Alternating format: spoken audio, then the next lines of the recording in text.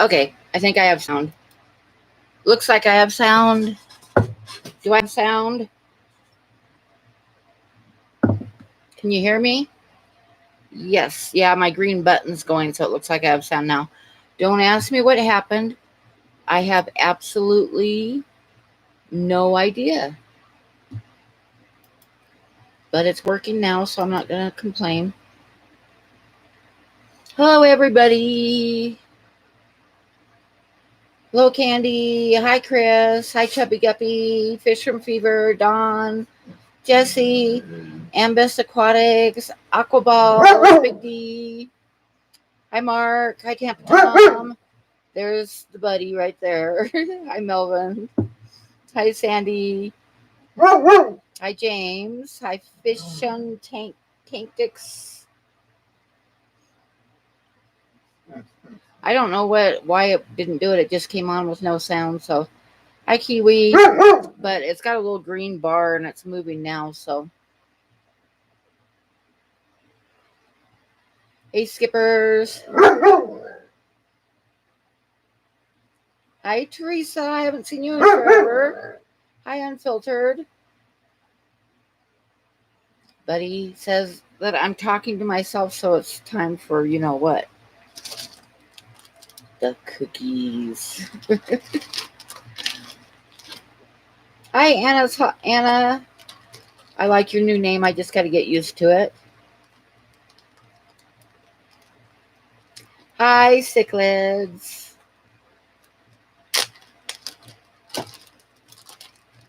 Oh, goodness. I hate it when stuff goes wrong.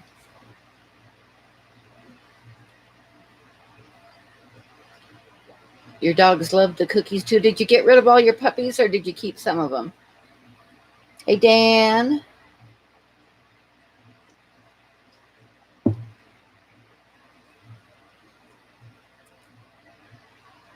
I should have not touched anything because Dan said there was sound for a minute. But, it's got the green bar on the bottom and it wasn't moving, so I thought I had no sound. So I tried turning the speaker on and off. And evidently, that wasn't the thing to do. Hi, Zo Kitty. Melvin. I know, Mark, hon. No touchy, no touchy. Buddy, quit. You got notifications for both streams? Oh, yeah. You kept one and you're thinking she's pregnant again? If I was closer, I'd get a puppy from you, but I am way too far away. Because the buddy, I love the buddy, but Buddy is 11 years old and getting hip dysplasia, so it's going to be time to get a puppy here pretty soon. The chat is giving you a big headache? You're only 2 away from 300? That's good. That's a good milestone. 300 is a good one. Listening for a couple minutes, got to get situated, okay?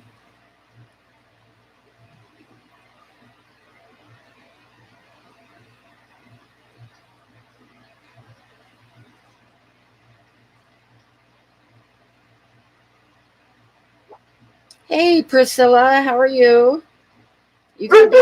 Are you gonna be flying out pretty soon? Hi, Jay's crazy. One more cookie, then you gotta quit barking.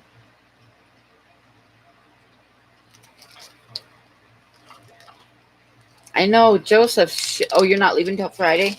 Joseph should be there tonight. He was like, the last I saw him, he was getting ready to get on the second plane. So he should be there by now, probably.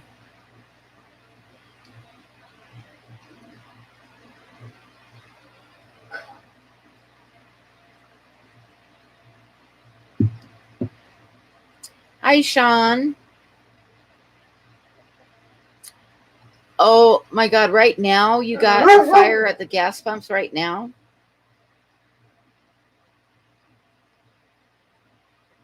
Oh, good grief! Don't you love working at the gas station? You know what? Let me see if I can adjust this for. It's been. I think, is that better? I think that's a little bit not quite so blurry. I was going to adjust it last week and I forgot. I need to cut my hair badly and dye it.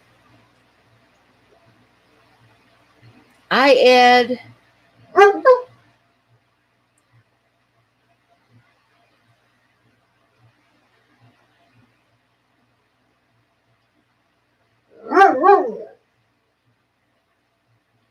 You bought your snake food and it had babies? What kind of snake food did you get? Yes, Bob, this is the real stream. The sound is working.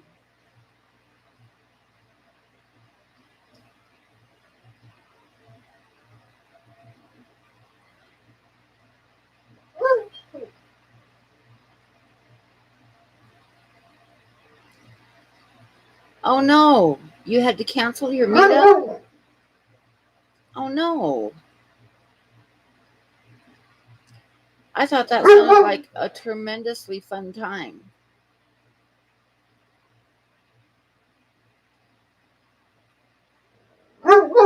Yep, Dan kept calling me Candy when I was there at his fish room. Yeah, he called me Candy more than once.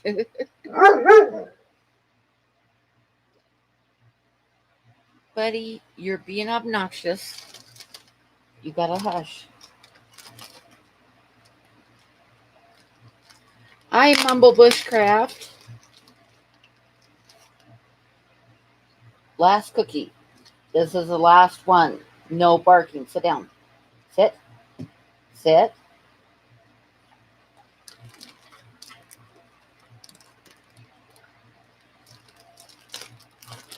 Buddy sounds like Rin Tin Tin. Yeah. Most people probably won't remember that show, Bobby. You're showing your age. I remember it though.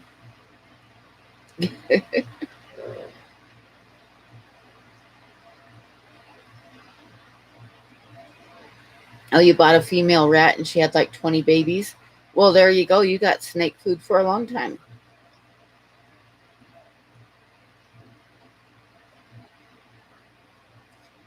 It was educated. I know. I'm not. I am. How do I put this? Jimmy has no worries because I am not a good video maker. And I actually, through the part where it was showing like everybody's bellies and stuff, I didn't realize the camera was on. But I decided to go ahead and put that in the video because I like the talking in it. So I thought it was interesting, so I went ahead and put it in there. Although, like I said, the video was not very good.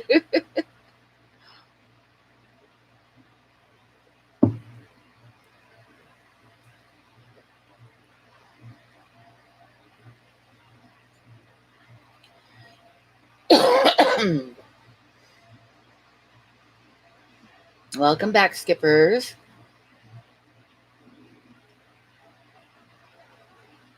Crotch shot should have been the title. Hey, I cut out like at the end of that little bit there, I cut out like 3 minutes of it because it was nothing but focused on my son's crotch.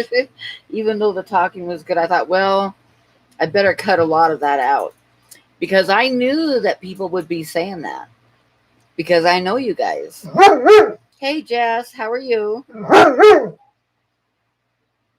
Buddy, no, lay down. Oh, Bob, you're so bad. The funny thing is I didn't even know that I had the camera on, which is why there was pictures of his computer and the stairway and the wall. And yeah, those socks were good, huh? Sit.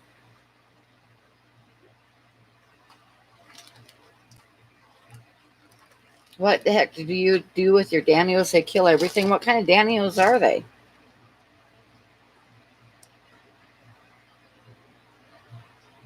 Yeah, and my son's tall too. My son's like 6'2", so.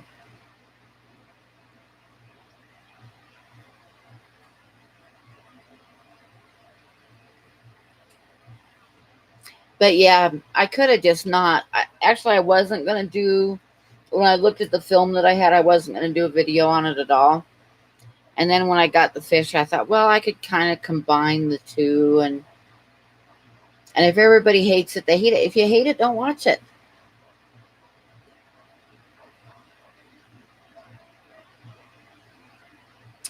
Oh my goodness, Sean, people are idiots. Welcome back, Big D. Long fins and normals. There's all kinds of Danios, so I have no idea what kind. Oh, thank you, Aquaballs. I thought it was, look at my hair. I gotta cut my hair. I know my filming was terrible, and the fact I didn't even know the camera was on, so you're basically just kind of watching crotches and listening to them talk. But I still wanted to show it because I liked what they had to say. So, what can I say? It was a lot of fun at Dan's, and I wish if I would have been on the ball, I would have filmed his. I do follow him, but I have been missing him, so I guess I better go make sure I have the bell clicked. Anyway, he really put out a good dinner, and but I just didn't film very much, so. And then what I did film was just kind of haphazard. Okay, Sean.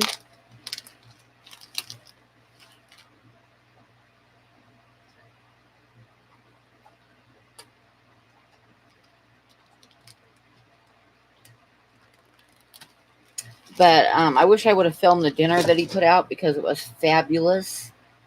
The barbecue. And like I say, I should have tried a little bit harder, but I was just so excited to be there and wasn't really worried that much about filming, as you can probably tell. But Dan knows a lot about fish, and he's got some really cool fish, and it was really nice. Did you guys catch when he was talking to Ty and his daughter was coming down the stairs, and you can hear in the background, she got to the bottom of the stairs and said something like, "Wow, you cleaned the fish room?" Or you cleaned up down here? And he said, "Yeah, the floor's not brown anymore." That made me laugh. You gotta love kids.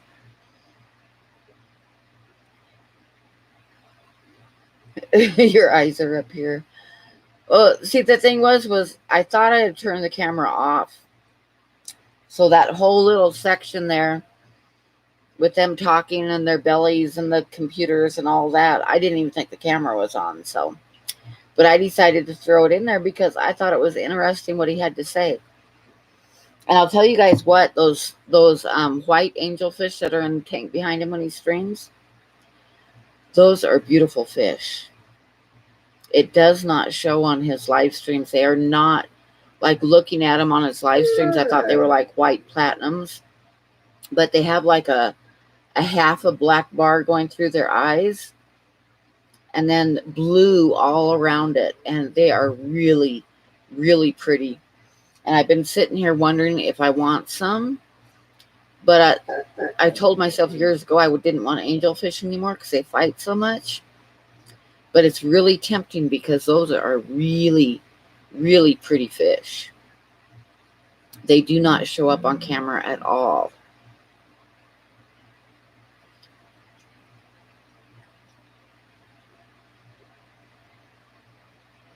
Oh, fish tube, there is no comparison. They are really pretty. I mean, like, they look like they have like blue mascara on all around their eyes, and it does not show up on the camera. And they are really pretty. Hi, Caleb. How are you? And by the way, you guys, I met Caleb, and he is the most cool young gentleman. He is really nice. I really like him a whole lot. Haley, how are you? Buddy, quit. Yeah, I know angels are jerks, but I'm really And I had them years ago when I decided I didn't want them anymore. But I'm really tempted with those angels that he's got in that tank because they are really, yeah, isn't Caleb awesome sauce and so polite? He's like this young gentleman. I really like him.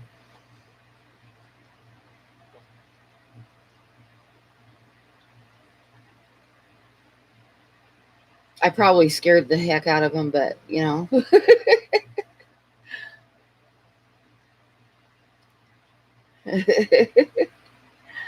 uh,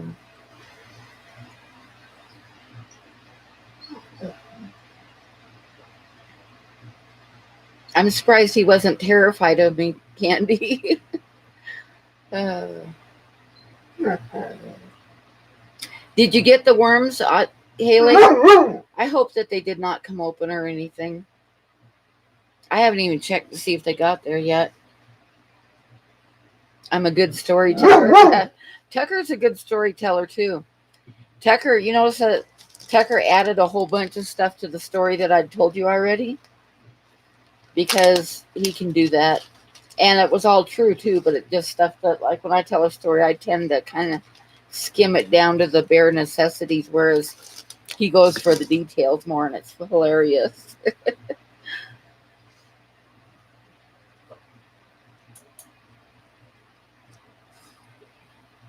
And if any of you watch the video, the guy with the braided beard, the big kid with the braided beard, call him a kid, but I notice his hair is starting to turn gray. But that's my son Tucker. You should get some of those angels. You would not be disappointed, Anna. They are beautiful. I mean, they are really beautiful. I loved them. And like I say, I'm tempted to get a couple, even though I really don't need angelfish. But I was thinking the angelfish and a 40 breeder, the one that I make into a blackwater, those white angelfish with the blue around their eyes and stuff might be really pretty. Oh, she didn't get them yet? Okay. Anyway, anybody that watches that tour that I did, the kid with the braided beard with the Celtic beads in his beard and stuff, that's my son Tucker.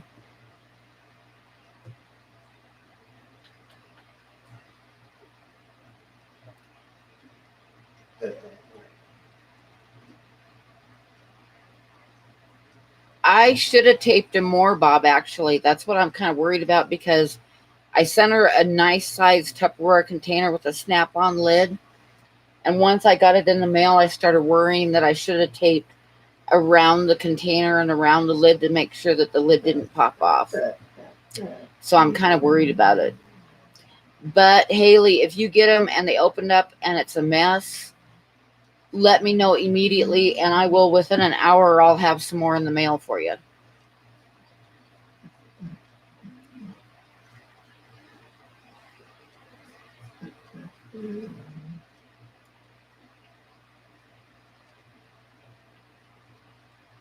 Well, I don't know about amazing, but I want you to have some of those worms and I want you to have a good. The reason I sent you a big one is because I don't want you to have to like wait a couple weeks for a culture to get going. I want you to have them like right now when you need them.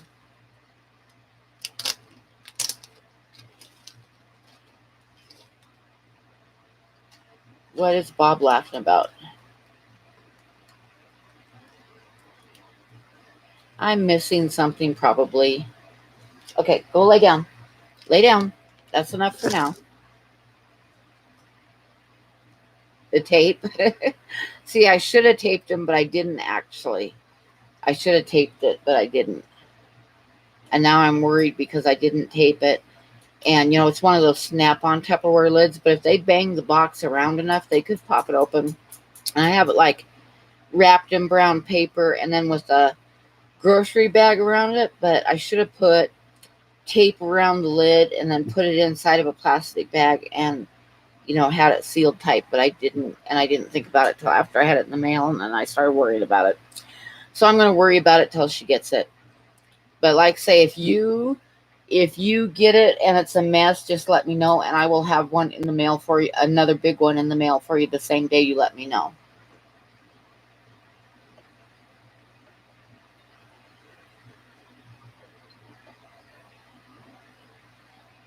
Yeah, I did need to tape it more. I really did.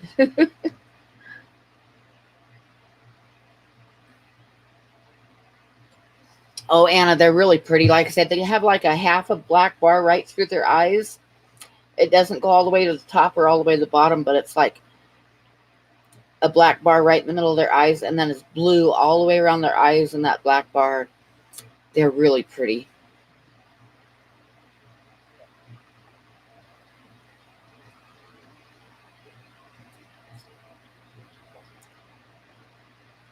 Okay, Chris. You don't have to, though. If you're broke or something, don't worry about it. You can do it another time. Like, don't stress about it.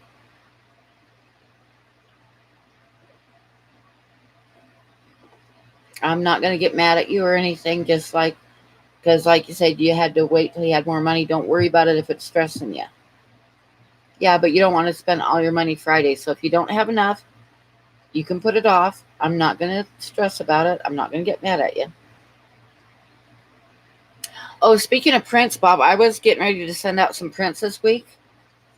And I'm kind of going to try to switch where I'm sending the same print so I don't lose track.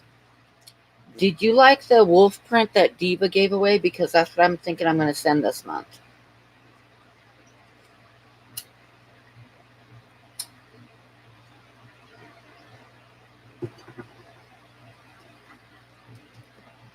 You found a booze cruise? All right.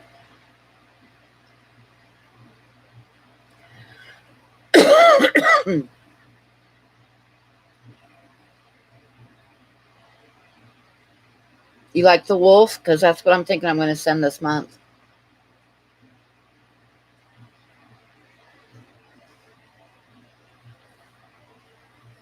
Yeah, my Patreons that are signed up for $25 a month or more get a print every month. All 25 to 50. Good night, Cichlids. Thanks for stopping by.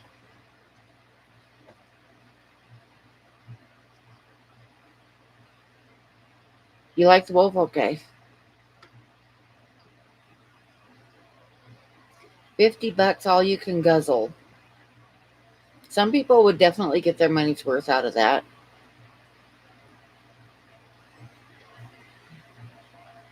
Oh my god, I saw this the other day when somebody was talking about Burger King and all the different like fast food places. And I remember this commercial that I saw when I was in California. And I was sitting there like laughing my ass off watching this commercial. So do you guys want to hear it? It's like one of the best commercials I've ever seen.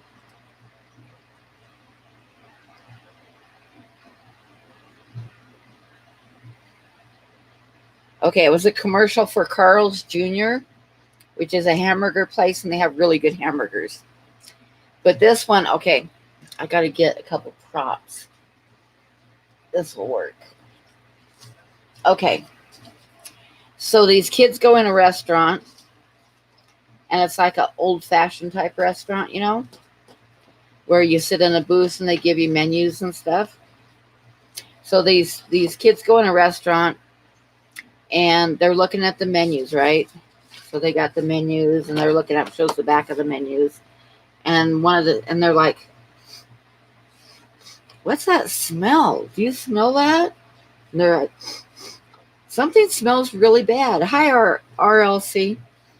So then they decide what they want, and the commercial says, tired of the same old burger, and they're like, right? And then this waitress comes up to get them take their orders, right?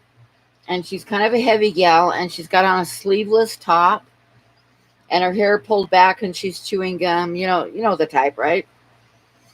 And she's like got the thing at pad in her hand to take their order, right? And she asks for their menus, and she takes their menus and she puts them all together in a stack and sticks them underneath her arm like that. And she's taking their order, and it cracked me up. I thought that was one of the best commercials that I had ever seen. Oh, yeah, I know, Candy, but it was hilarious. I was laughing. It was funny. Of course, I do have kind of a weird sense of humor.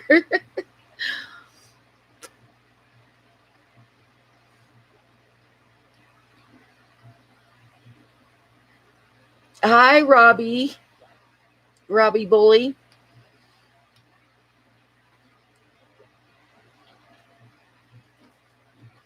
Anyway, like I say, I have a weird sense of humor, but I thought it was I thought it was hilarious.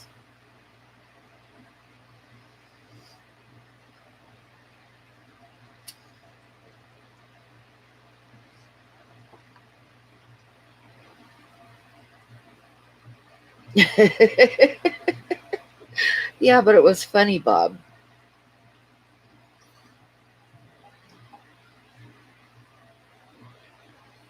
I know, I'm being careful.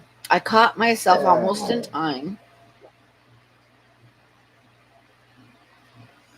Oh, Carl's Jr. has the best burgers. I mean, they are really good.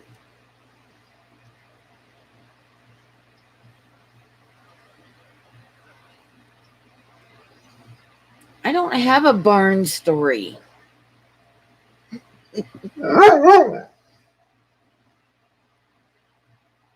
Buddy, you're being obnoxious. Go lay down. You have a barn story?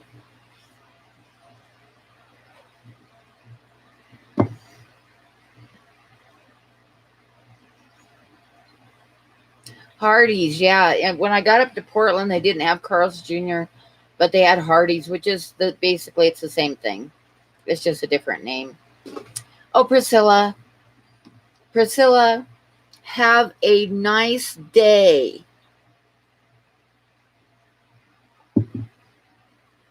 Hi, Alice.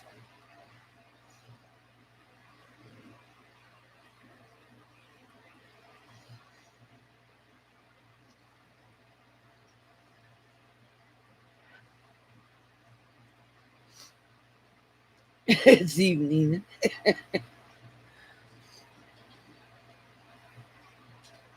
It is starting to get cold outside now, so the damn flies are like coming in horrible. Every time I open the damn door, or darn door, every time I open the darn door.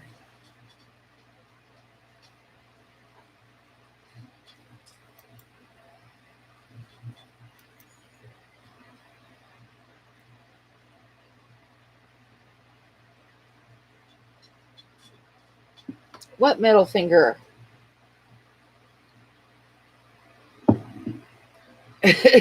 Some say more famous than Pam herself.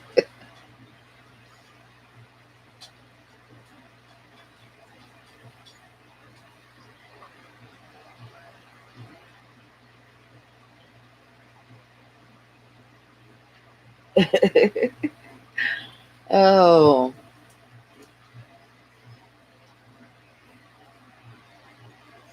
yeah. There was another Carl's Jr. commercial where the guy is sitting on top of a spotlight eating the Carl's Jr. And it said something like, if it's not all over the place, it's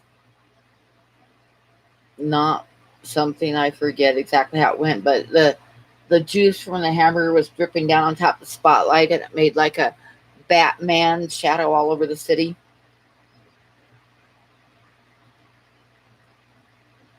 No, I'm not using PG-13 language. I'm very sweet. I'm a sweet old lady. That's it. That's it, Chris. Yeah, if it's not all over the place, it shouldn't be in your face. But yeah, Carl's Jr. had some good commercials. I am going to get the wood for my shelves tomorrow. Oh, because I can't really afford it, but I got to get those 40 breeders set up because I've got those Empire Gudgeons now and I want them to be in a 40 breeder. So I need to get those tanks set up. So I got to get the wood for the shelves and get them set up, get the tanks moved on them, and get them started cycling. And what that means is, but it was going to happen anyway because, I have an appointment to get my truck fixed next week.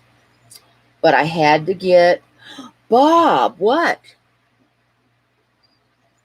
But I had to get some groceries anyway, and I had to pay my gas bill. So I'm just going to go ahead and get the shelves because I'm going to have to put off fixing the truck anyway.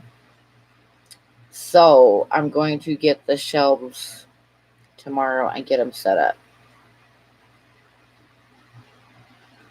Okay, good night, Fishy Biz.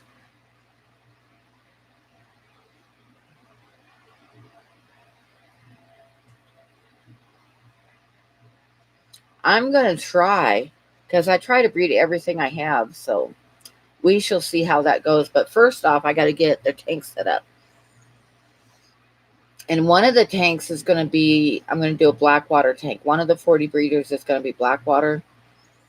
And I am so tempted to get 2 of those angelfish. I am so tempted because they are really, really pretty. Now that's a t-shirt. What's a t-shirt? What did I miss?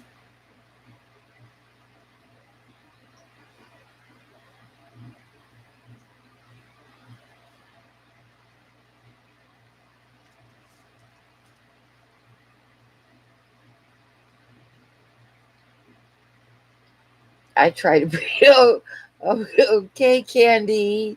You know what I was saying. I try to get every fish I have to reproduce. Is that better? I try to start out with a couple and then end up with a bunch. Okay, I walked right into that one, I confess. Yes, that's so wrong. Candy's so bad. Candy's such a troll.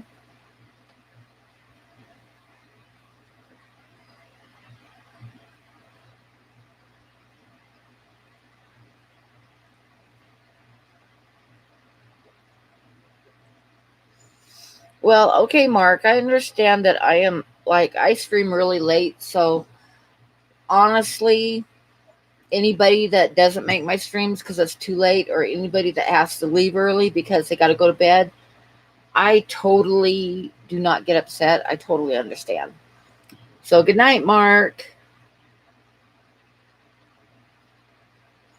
You have to be up early for a field trip. Well, you can leave anytime, Bob, and it won't upset me.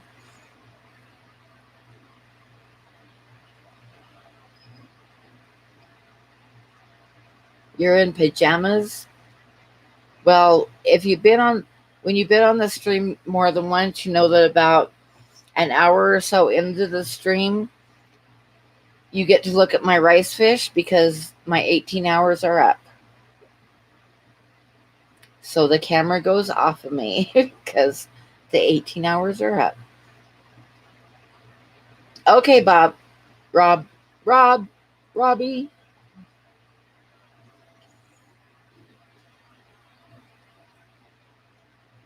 But yeah, it doesn't hurt my feelings if someone's got to go to bed because I realize that tomorrow's a work day and not everybody can stay up till all ungodly hours of the night.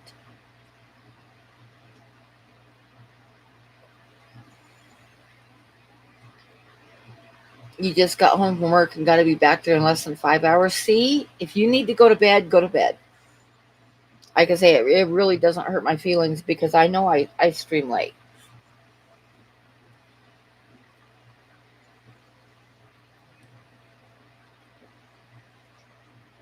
It's okay. We were all thinking it. Oh, I walked into that one, and I usually avoid situations like that, but I just totally walked into that one.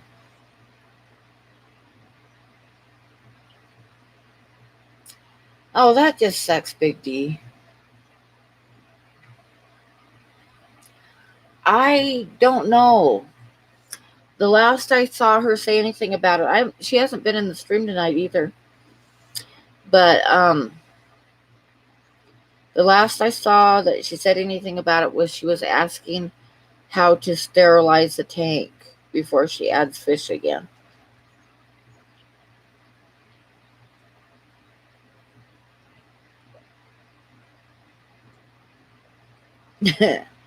Ella says, how dare you leave the stream? Yeah, that sucks, Big D. I'm sorry.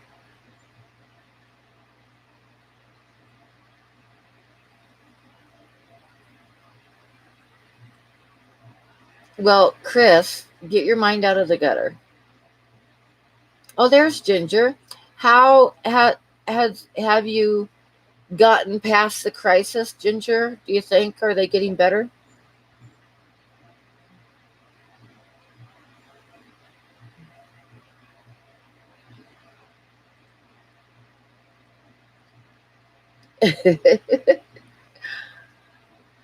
Hush, Rob.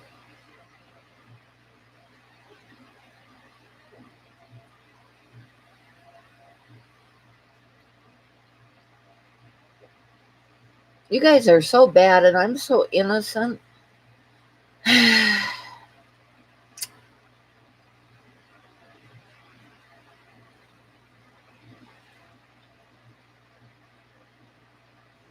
I'm waiting to see if Ginger's past the main crisis yet. If they're like done or. I know, Candy. I'm so innocent.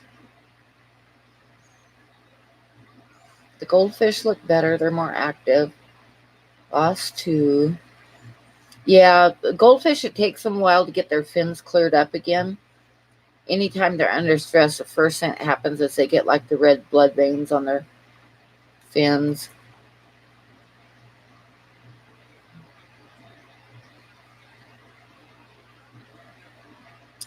No, Gordon.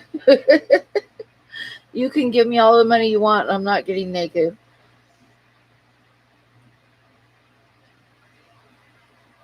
Bam started. I just made it into a t-shirt. Yes, I did, Bob. Yes, I did.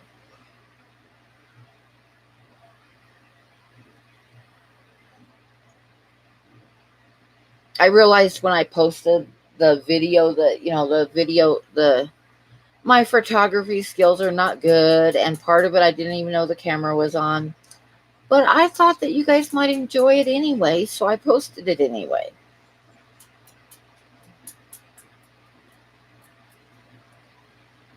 You think the Molly's the carrier? It'd be hard for me to put fish in with her.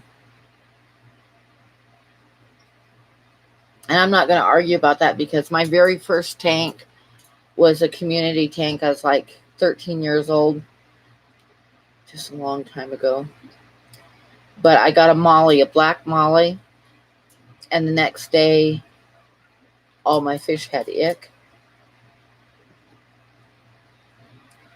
And at that time, 51 years ago, there wasn't a lot of treatments. So I went to the fish store and they gave me some methylene blue to put in the tank, which I did. And every fish in the tank died except for the Molly.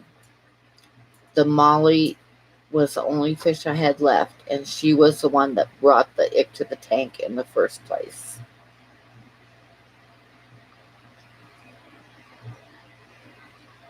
What kind of camera? I was using my old camera. It's an old camera. It's about 6 or 7 years old, maybe older than that. It's a Canon PowerShot. So it's kind of like a glorified point and shoot.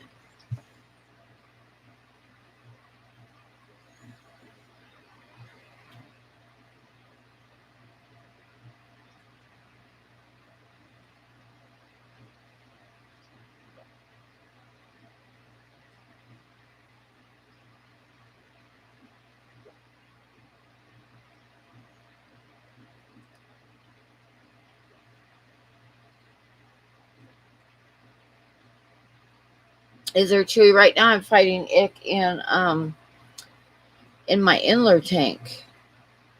And I have been treating that tank for 2 weeks now. And I looked today and I was thinking, oh, it looks pretty good. And then there's one female in there that's just totally covered with it. And like I say, I've been fighting it for like 2 weeks. 54 Punchy, what catfish do you have for sale? The only catfish I have for sale right now is a whole lot of Farluella catfish. And actually, I have, at the time when I started the stream, I have eggs hatching at this very moment. And I have some that are about a month and a half old, and I have some various sizes up from there.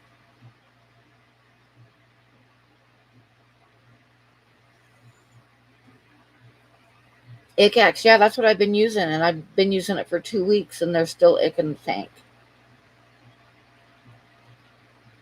Yeah, that's what I don't have saltwater tanks, Priscilla, but I have heard that before, that saltwater ick is really, really tough. Skippers, if you want some, you have to just email me, because I don't have them listed anywhere. I just go by people emailing me. And I'll put my email in the chat. And I would highly recommend that you cut and paste or copy and paste, because my name is spelled different, and if you spell it wrong, it will not go through.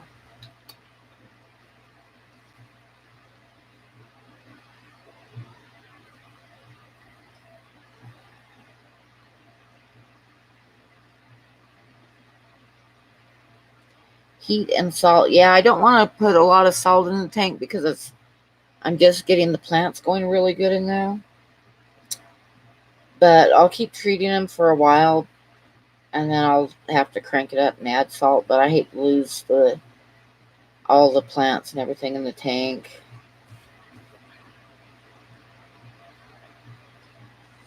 But yeah, I have Farluellas for sale right now, and they're like I say, I have various sizes. So just let me know. Lurking means lurking is when you're watching a stream but not saying anything. So it's like you're there watching, but you're not acknowledging the fact that you're there. So you're lurking.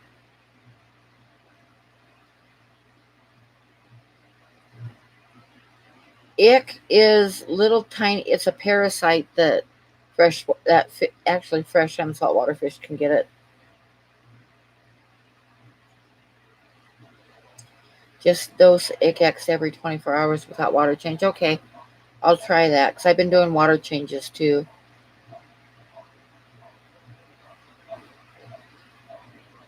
Okay, Candy.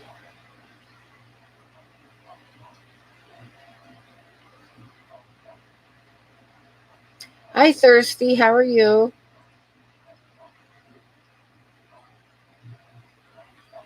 But you don't have to worry about it with shrimp, Gordon. Do you have any fish, Gordon, or do you just have nothing but shrimp?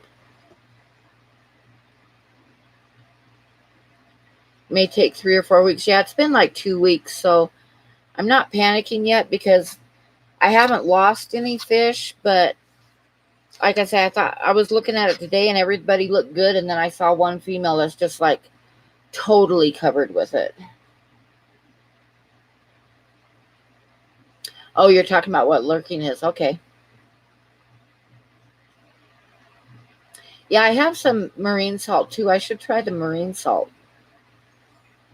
Do you think I should do it, Bentley? Do you think I should do the Icax and marine salt at the same time? Like I say, usually any other time I've had ick, I've gotten rid of it real fast, but this is just like really stubborn.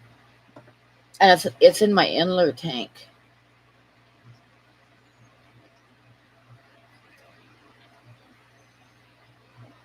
Shadow pandas. I'm gonna guess you mean CPD. Okay. Do a small amount of salt, like 1 tablespoon per 10 gallons. Okay. I'll try adding some salt too, because it's just not disappearing as fast as I thought it would. And like I say, they were looking good, and then I saw one female that just looks like shit. So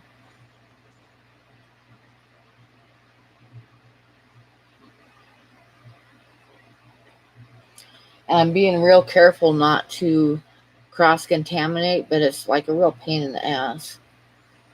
but I don't want it to get into my other tank, so I'm being super, super careful. Like when I do my water changes, it's the last tank that I do, and then I clean the siphon and everything really good. But yeah.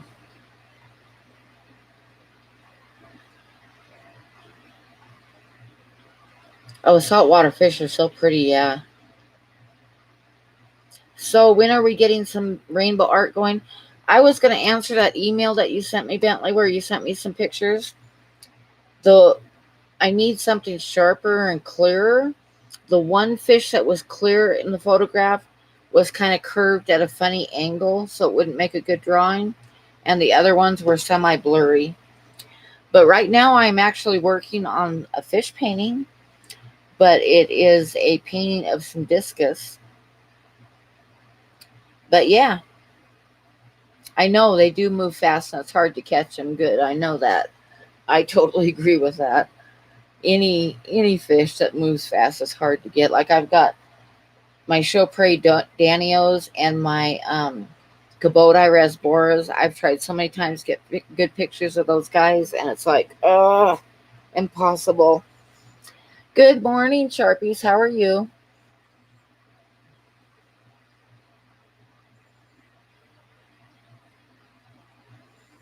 Puppies are a pain in the butt to get a picture of, yeah.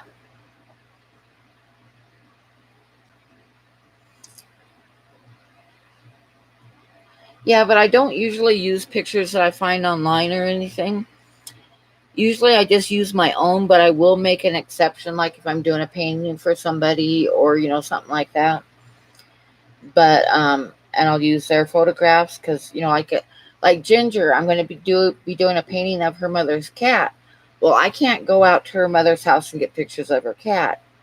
So I have to rely on pictures from her. But as far as like going online and finding pictures to do, I won't do it. I just won't do it. I know a zebra Daniel would be tough too. Yep.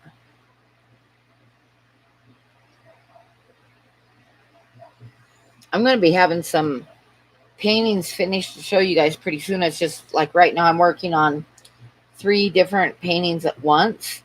So like I've been working on an owl for William, and I just put it aside yesterday, let it dry. And then I've been working on a discus painting, and today I pulled that out and started working on it because it was dry. Background was dry, so I could start working on it again. But I'm kind of rotating. But when I get close to being done, it's going to be probably 3 of them done all at once.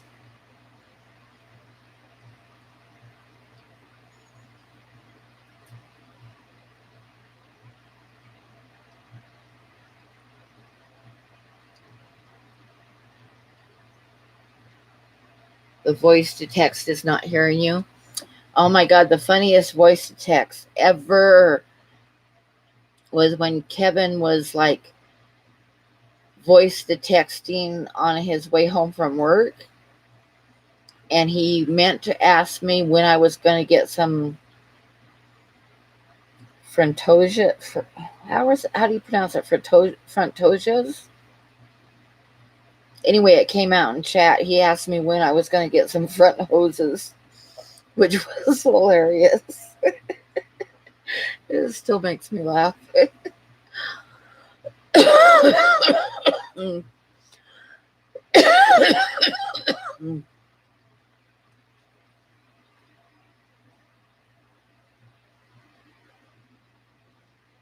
Frontosias, yep. Anyway, it came out front hoses. He asked me when I was going to get some front hoses.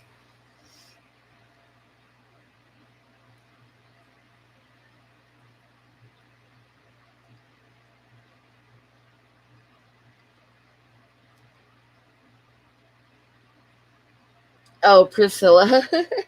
Frontosa, yeah. I was at a pet store once and I was just joking, and the guy looked so horrified, but there was like a whole tank of neons. And I said, I want that one right there. And when I put my finger to the glass, like 100 neons came rushing over because they thought I was food. So I said, I want that one right there. And it's like a swarm of neons. And the guy looked so horrified, and I couldn't help myself. I burst out laughing. I try to keep a straight face so they think I'm serious, but I ended up bursting out laughing. Yes, he did, Ginger. Talked to him this morning on Mark's stream, and he was landing in Florida and getting ready to get on his next flight. So he's gonna be there. He made it out of there.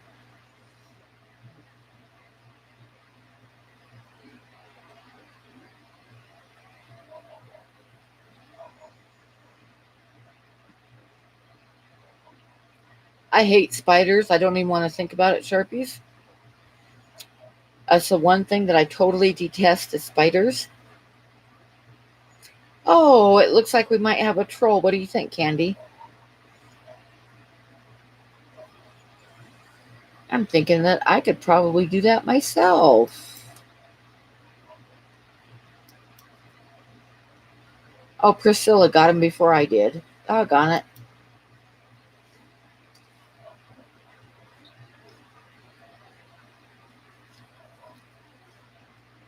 Yeah, I bet he was too, Ginger. Yeah.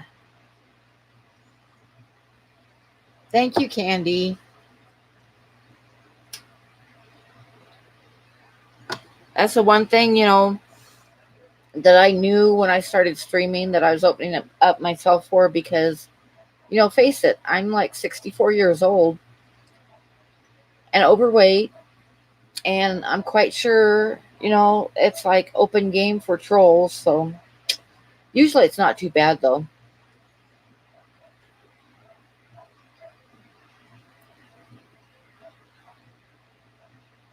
You've got 12 Indian ornamental, the most poisonous tarantulas in the world. Well, I'm glad you have them, Gordon, but not me. I hate spiders.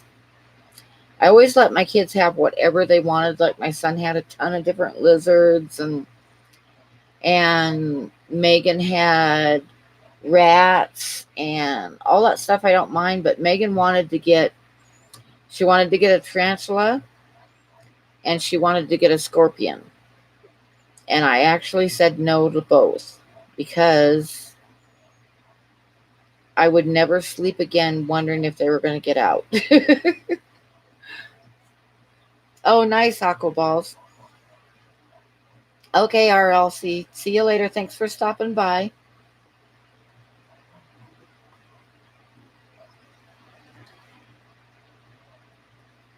Should we fry the trolls like bacon?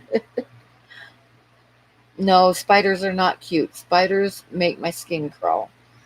And scorpions, I don't mind scorpions except for the thought of having one get out of its cage thing and be wandering around my house, me not knowing where it's at. No. No scorpions and no spiders in my house. You're a friendly professional troll?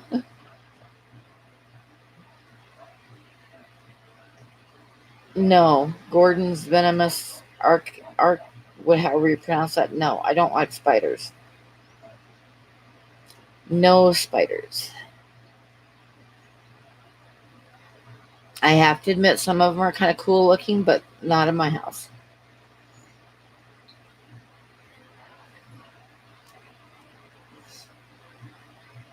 But yeah, as far as the trolls go, like I say, I'm an easy mark, almost too easy. So it actually hasn't been as I thought it would be. It hasn't been as bad as I thought it would be when I started streaming.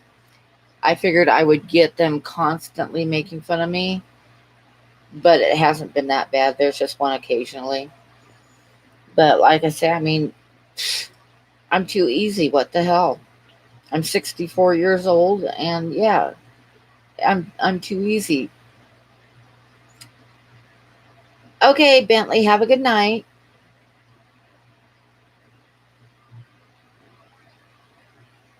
You have your wife kill the spiders. I have learned to kill them myself because I don't have anybody to kill them for me.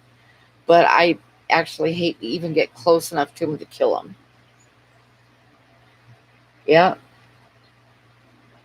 I used to like when I was a kid would be out arrowhead hunting because that's what we did all the time in Eastern Oregon and like Nevada and stuff. And if you turn over the dried up cow pies, you'd usually find scorpions underneath of them. And I'm not really scared of them. I just don't want them in my house.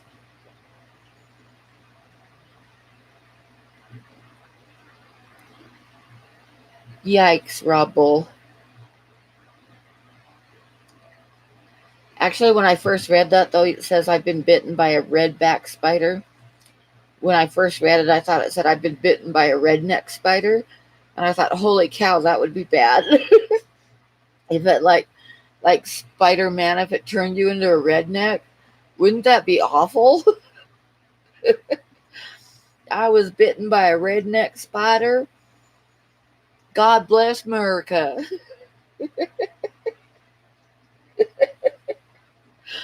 Oh.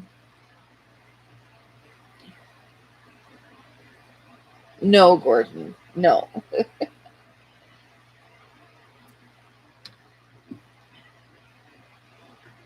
A spider that loves to get loaded on Budweiser. Yep, that'd be a redneck spider. You have redneck spiders in Tennessee. I totally believe that. That explains a whole lot.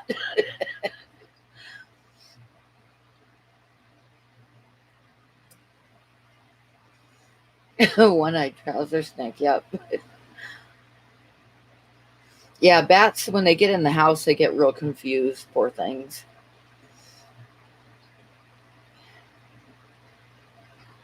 That makes you want to drink Coors Light and watch NASCAR. Yep. You think I'm picking on you? Nah.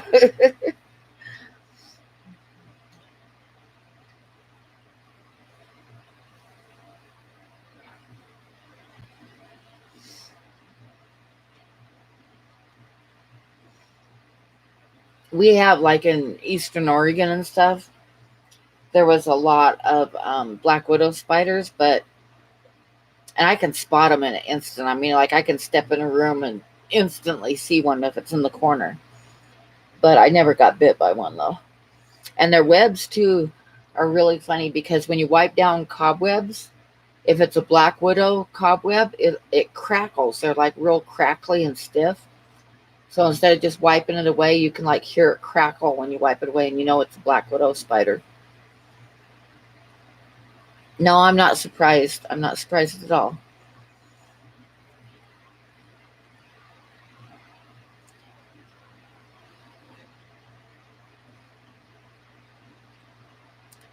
Yeah, I know, Bob. I'm not going to say anything about that, except that I have seen that happen in other streams with that person, and my sympathies were not with her at all because I've seen her do that before. And that's all I'm going to say about that.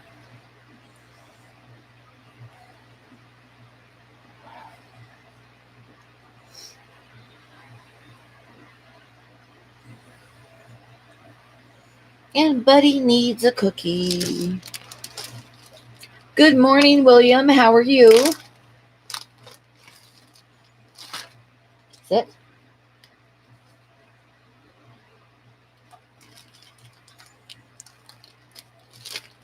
I've been working on a painting for William, and it's coming out nicely. But today I put it off to the side to dry for a little bit and went back to working on a painting I'm doing of some discus.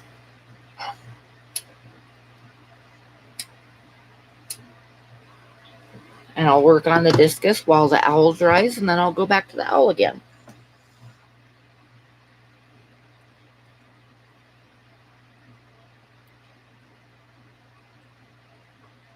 That's it, Big D. If they're outside, I don't worry about it, but they're not going to be in my house.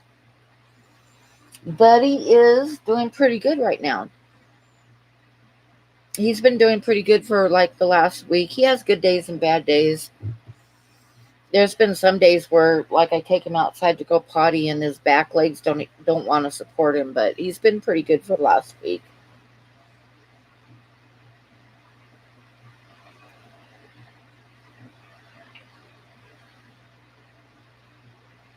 I'm kind of worried about it when it gets cold because I know when it gets really cold here, it's going to be worse for him. Okay, Chris, thanks for stopping by.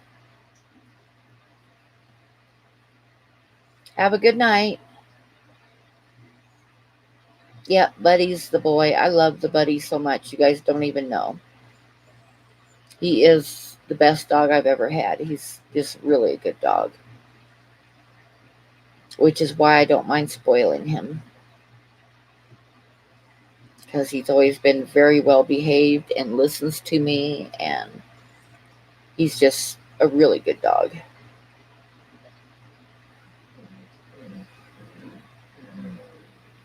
And he knows I'm talking about him, and he's moaning.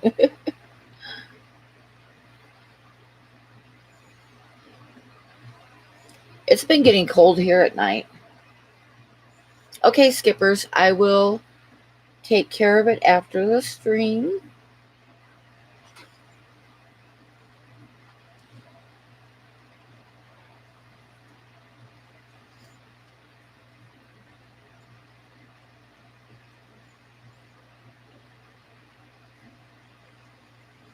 So, what has everybody else got going on? Oh no. Really, Candy? It's been getting down in the 30s here at night. Is it going to snow? I gotta look. Now that you said that, I have to look. I don't want snow already. It's 49 degrees right now. Oh no, I don't see any snow here. It's getting down into the 40s and 50s for a high, but I don't see anything that says the S word. Are you guys getting it up there already?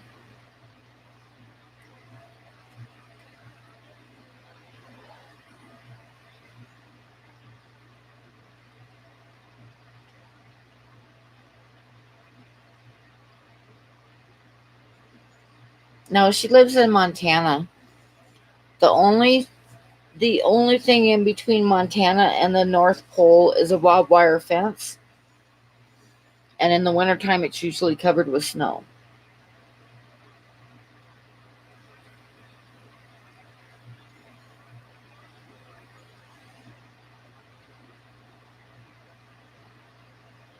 That's as bad as a sticky floor, yeah.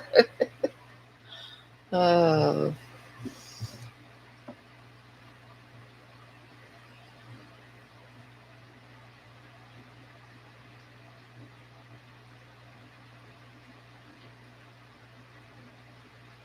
Oh yeah, brown recluse are no, that's no. When I was in Texas, I walked into my bedroom one day and there was a brown recluse on the floor and it ran underneath my bed. And I don't like bug spray, but I'll tell you what, I used a whole can of bug spray on the bottom of my bed and the floor underneath of it and the bedposts and everything else because I don't want a brown recluse in my bed.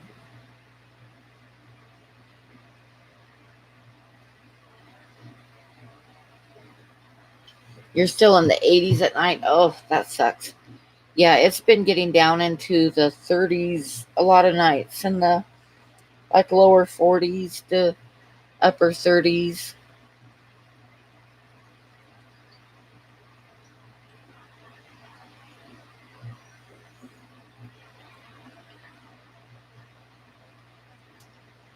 I don't want it to snow before I get my truck fixed, but like I said, I've got to put off fixing my truck because it's just going to have to wait because I've got other stuff. I got bills that I got to pay, and I had to get some groceries, and now I'm out of cat food, so I've got to go get cat food in the morning. The violin on their back is a brown recluse.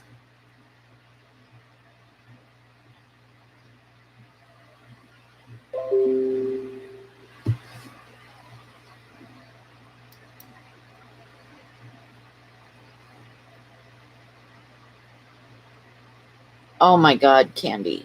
I don't even want to look at that. Oh my God, we are not even getting that. 6 to 10 inches? Holy crap. Yuck. That is just not good. Yes, it is terrible. I was looking at Facebook and your memories, There's been more than one year where we had snow this time of year already. But right now we haven't even. I think one night we got down to freezing, and it's getting cold at night now, and like 60 degrees or less for a high. But yeah.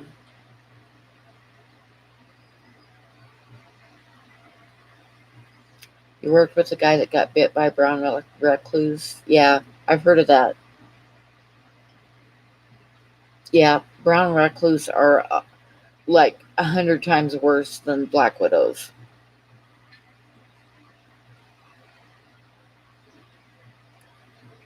Oh, yikes, Kiwi. Yeah, we haven't. It's been getting down like in the 30s and 40s at night, and like 60s, which I love this time of year, but I don't want it to snow yet. I want it to stay right where it is now, where it's getting down in the 30s and 40s at night and 60s during the day. To me, that is like the perfect temperature. I know I've seen stuff on the funnel spider thirsty, and that does not sound really good either. I don't think I would like them very much. The problem with the brown recluse is that they will get into like your closet, into your clothes and stuff. And I've heard of people like getting dressed in the morning and getting bit by one of them because they were in their clothes and they're tiny. So it's not a big spider that you can see. It's one that will like get into your clothes and then bite you when you put your clothes on. And basically it makes your skin rot. Where they bite you, your skin will start rotting and your flesh.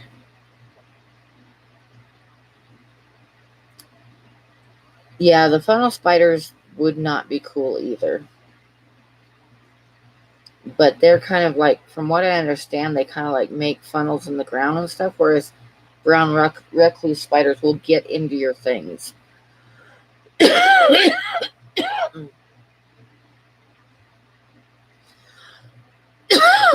I know, huh? I hate spiders.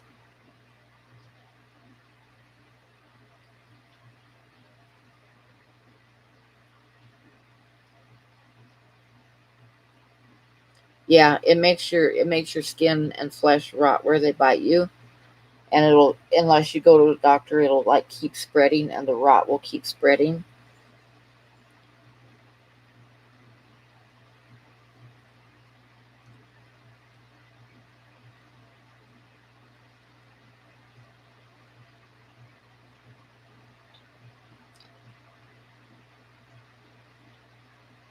Yeah, ugh, yeah, that's what they. That's probably they're probably similar rabbit.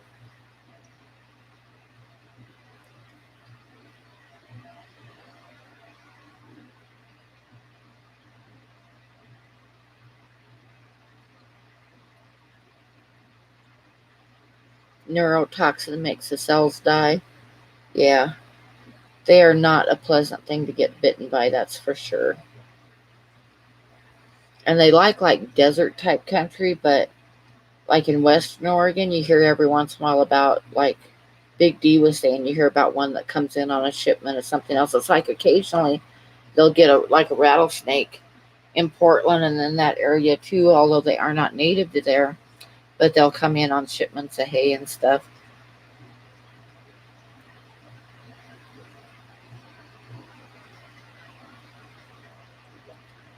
Do you, Damien? That's kind of funny. Um, when I was in Livingston, they did a movie in Livingston, but it was okay. If you guys have ever seen this movie, you're gonna laugh because they did this movie in Livingston. It was Cowboys versus Dinosaurs, and it was the stupidest B movie you've ever seen before. But I watched it because I recognized all the places in the movie. It was pretty funny. It was a pretty bad movie, though.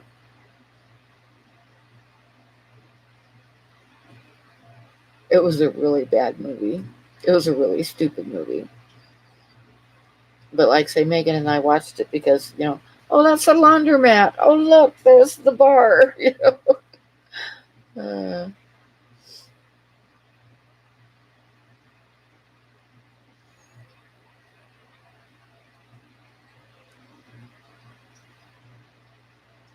garden spiders aren't so bad as long as they stay outside. I say the one, if I was going to name one spider that scared me more than any other, it'd be the brown recluse spider.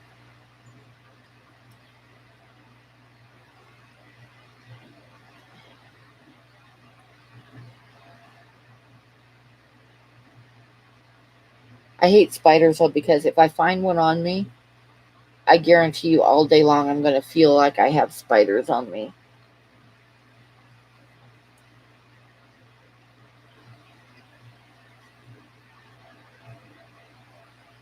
And let's talk about something besides spiders. Ugh.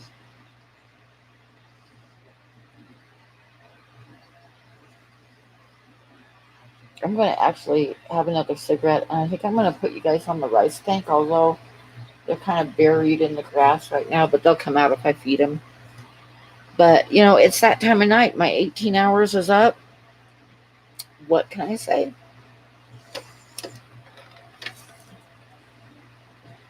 My 18 hours is over with for the day.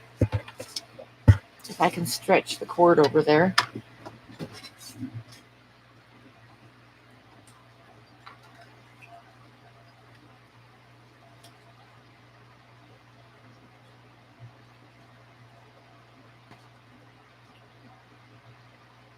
Okay, does that show in the rice fish?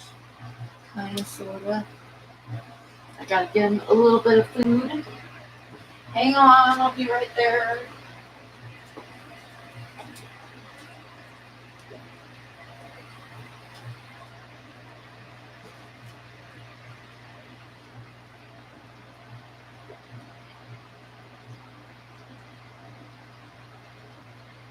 Put some microworms in there for him.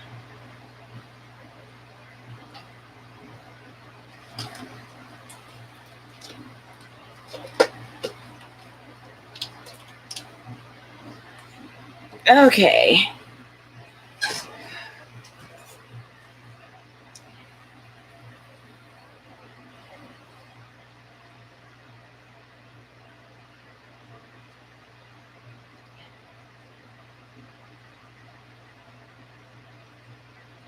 Oh, that'd be awesome. I'll have to.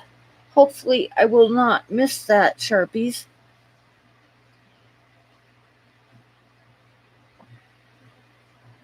Have you heard about the willy spider? You have to rub it like mad to get it off. Oh my God, Gordon. Just, oh my God. Hi, John's life. Oh, that's awesome. You need some vinegar eels, William. Or get some, what do you call it? My mind is blank as normal, as per normal. But, where you take boil a little bit of broccoli or something and put it in a jar and put it in the sunlight. Oh, thank you, Monica. That's part of one of my drawings. The drawing's actually the whole puppy, but I had to cut it down to make it fit. It's one of my older drawings. It's called Big Jake.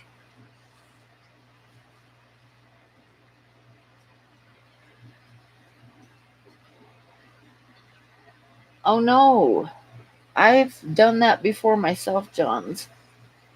Infusoria, yes. Yes, that's the one.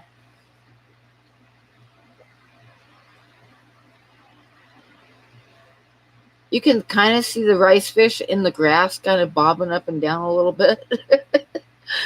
I've got a whole bunch of babies, and I need to fish out some of the bigger ones and add them to that tank so that they're a little bit braver, because I sold 21 fish out of that tank, and ever since then the fish aren't so brave that are left.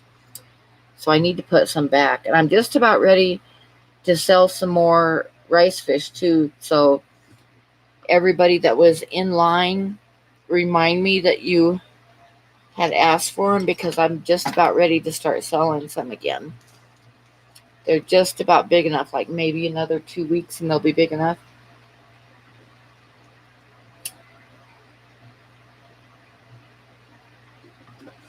You stood up and cracked your temple on a end table. Yikes. I fell down and hit my head on the road and had a big apple on my forehead. And then about 2 weeks later, I was walking and just got dizzy and passed out. I think it's because I had a concussion. Hey, John, I never have anything to talk about, but I just kind of muddle through and bore everybody with my talking. But I never have a subject when I start a stream. I never have any plans. I just kind of wing it all the time.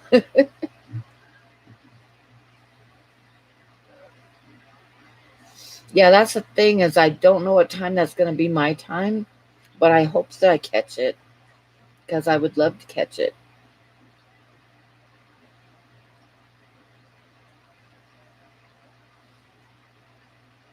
I know Maria Z wanted some for sure, and I think, didn't you want some too, Ed? Were you the one that wanted some?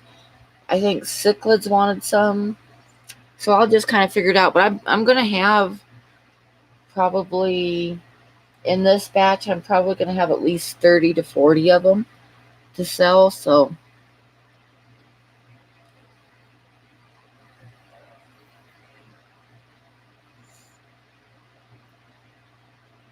just prepare all your pickle stories. I will definitely make it if I see it. Sharpies, it's going to depend if it's like early in the morning. You must realize that I don't do mornings. But if it's in the afternoon or evening, I will definitely be there.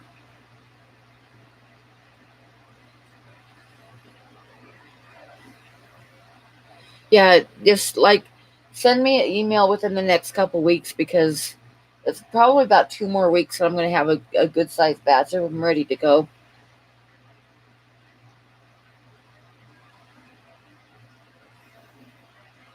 And then anybody who doesn't get in on this batch, I have another 20 or 30 in a 10-gallon tank that are tiny right now, but they're growing fast. So, but like I say, I've got some that are just about ready now.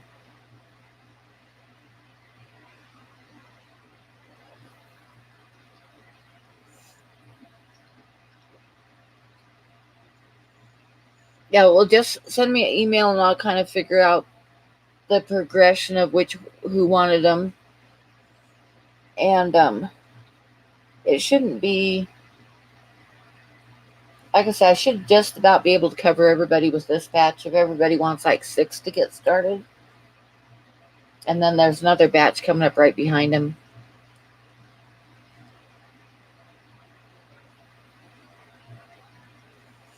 And Bob, if you want some more, just let me know because some of them that I sent you didn't make it, so I can send you some more.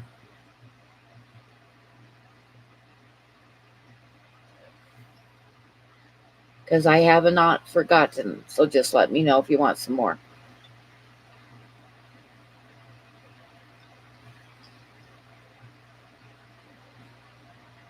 And just so everybody knows, mine are like, I'm selling them for $4 each plus shipping, which is pretty reasonable because I was looking like Aquatic Arts wanted like $11 a piece for them. So some people are a lot higher, but $4 a piece is good.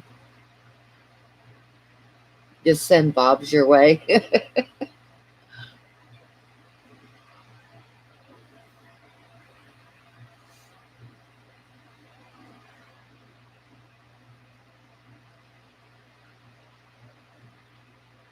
Yeah, it's not bad. I charge like $17 for shipping to cover the heat pack or ice pack or whatever I need to, and the styrofoam and all that, and the shipping. So, and then $4 each for the fish. Bob has enough fish; he needs an intervention. uh, uh, you might have a good point there. I don't know if Bob's Yeah, Bub's still here. I know, $11 for rice fish. I was like, that's way too much. I'm not gonna, because I was looking to see how much I should charge, what the going rate was, and I ran into a couple places that were over $11 or $11. I'm like, whoa, that's too much.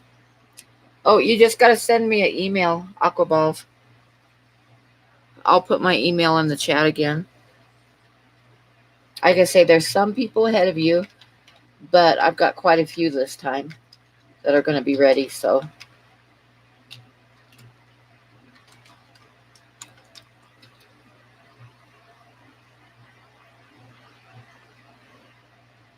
hi, Jesse. Welcome back.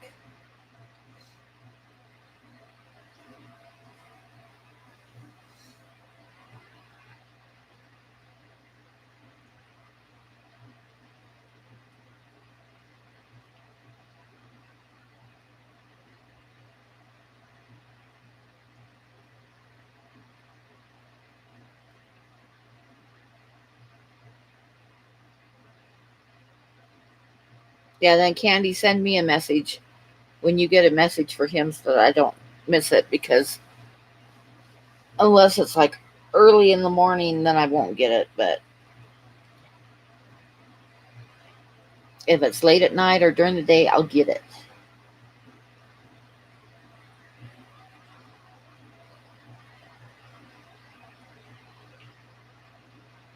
Oh, Bob, I hope he's okay.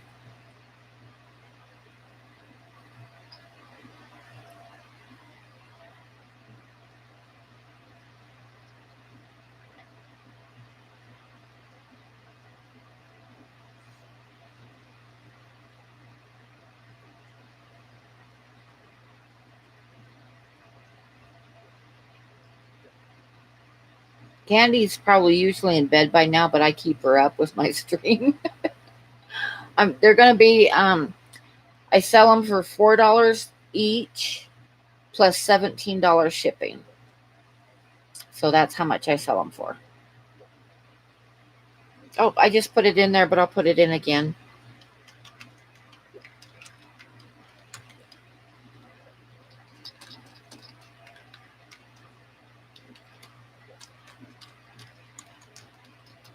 And you want to cut and paste it because my name is spelled different. And if you miss a letter, it's not going to go through. Most people forget to put the E in between the L and the Y, and then it won't go. So cut and paste or copy and paste.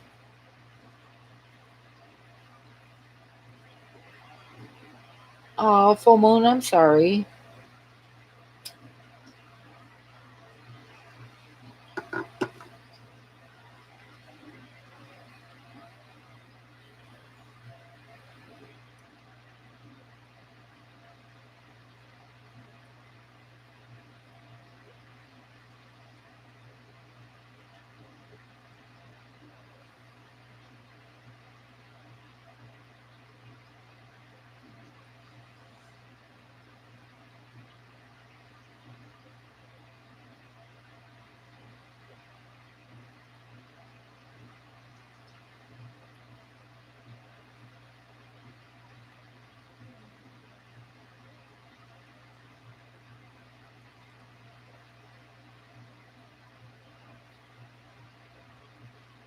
I know, Candy, huh? You guys are not going to want to even see me when Buddy goes. You just aren't even. Yeah, you guys aren't going to want to see me at all for a while.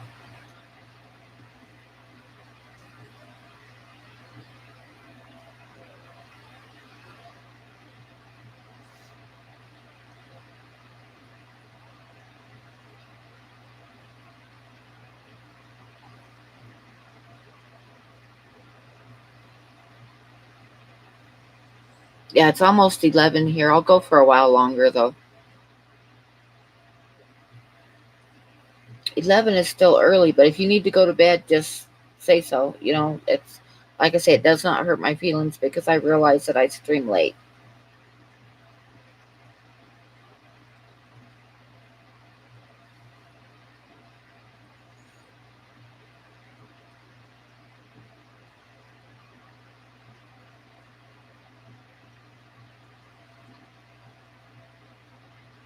Did you get some fry out of yours yet, Bob?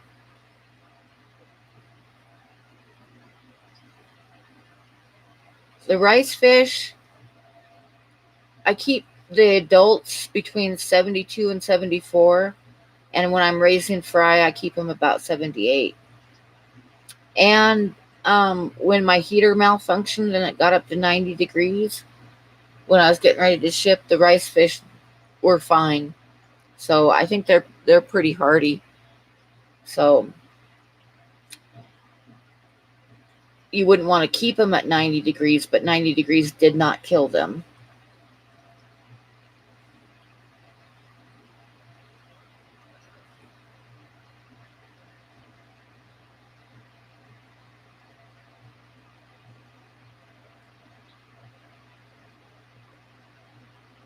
Oh, that's cool, Jesse. So you're getting a lot of fry from yours. That's good.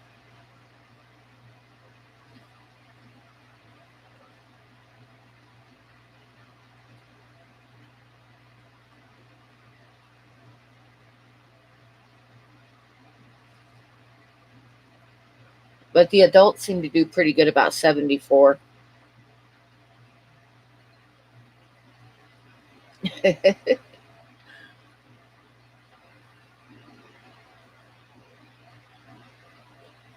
Yep, they'll have eggs every day.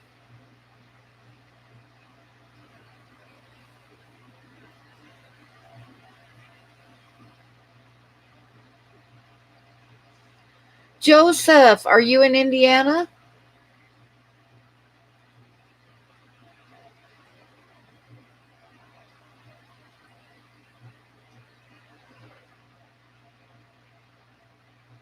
All right. All right. Good. Good. Good. So are you at LRB's right now?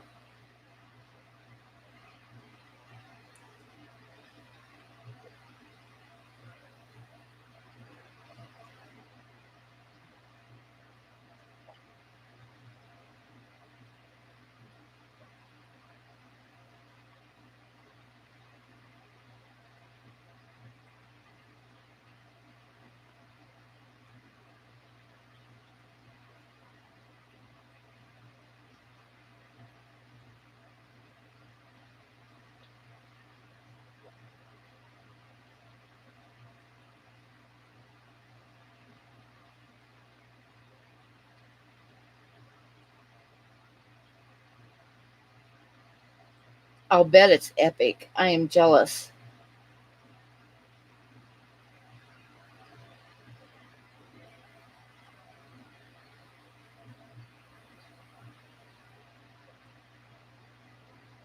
Yeah, I was a little bit worried he wasn't going to make it in time, but that's awesome. Awesome. Awesome.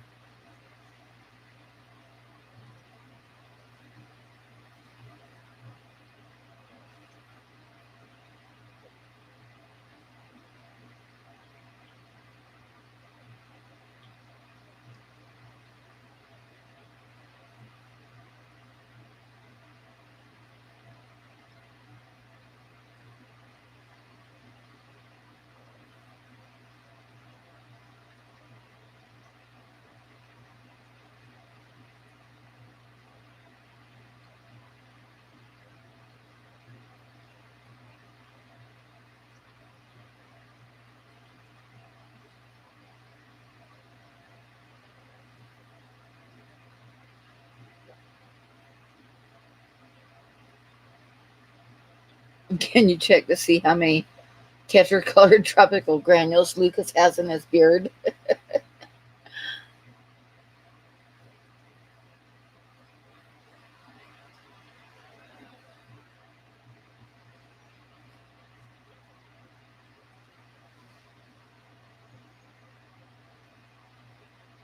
Yep, that's the whole reason that I did a live stream Fisher and Fever just for you. I did some water changes today, but actually I need to change my two fry tanks tonight before I go to bed because I didn't get to them and I don't want to not do them tonight.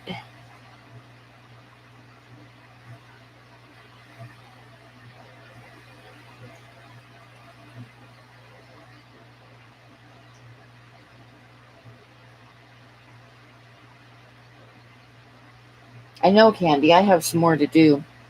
And it's hard because I get wrapped up in my art and then I don't get time to do my fish tanks. So every once in a while I got to take a day off my art and just do fish tanks, get them all caught up. Ooh, scarlet inner fry, nice.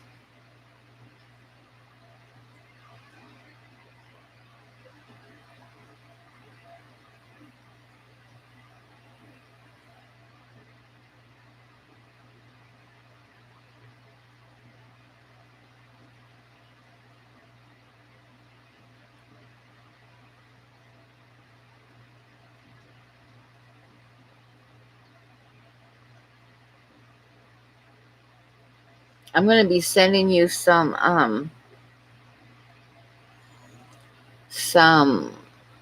great fin barbs next week, Jesse, because my son wants some too, so I'm going to do both boxes at once and get them sent out. I'll probably send like 6 to each of you.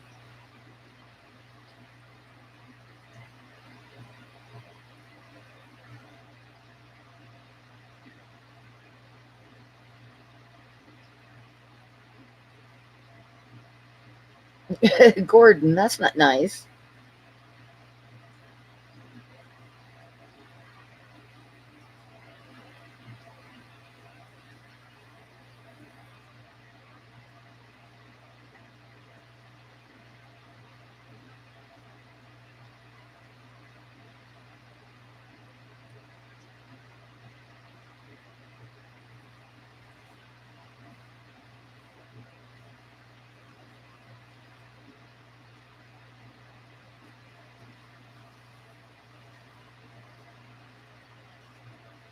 You're baiting the hook.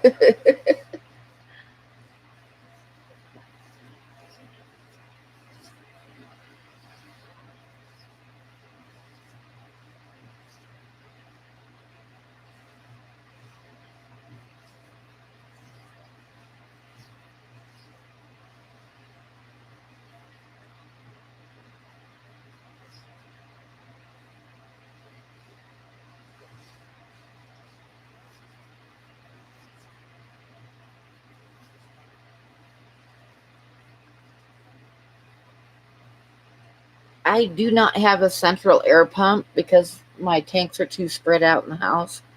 But where they're grouped together, like where I can, I'll use like the biggest Tetra one that they make, the biggest Whisper one, and then I'll hook them all up. Hi, Chuck Norris. Um, I'll hook them all up to one tank or one pump. Like I can do run like 6 or 7 sponge fillers off of one.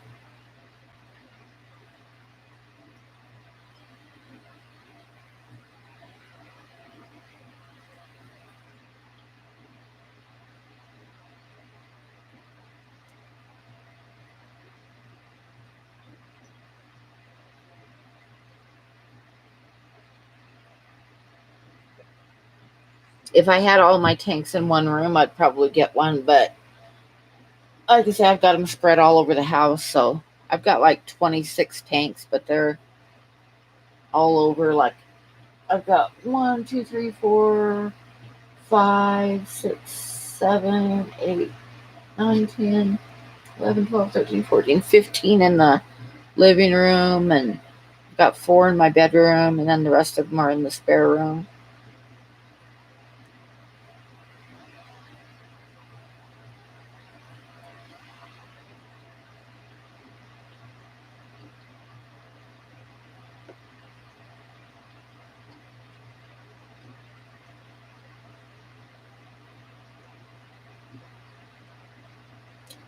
Okay, Rob Bull, thanks for stopping by.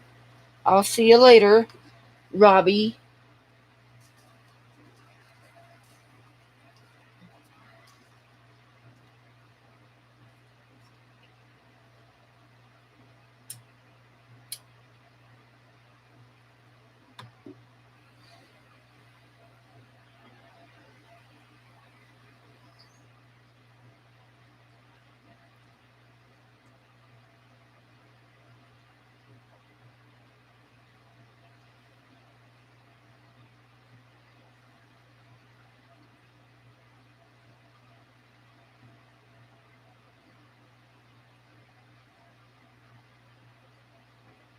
Someday I should go to Aquashella. It'd be kind of fun.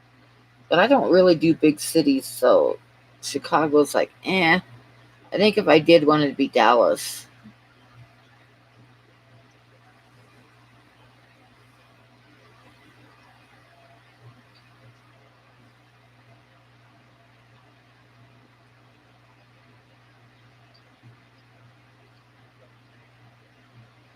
Your dates have been banned from passing a certain point in the house. Well, like I say, I don't have anybody to ban me. I live by myself, so I can spread them all over the house.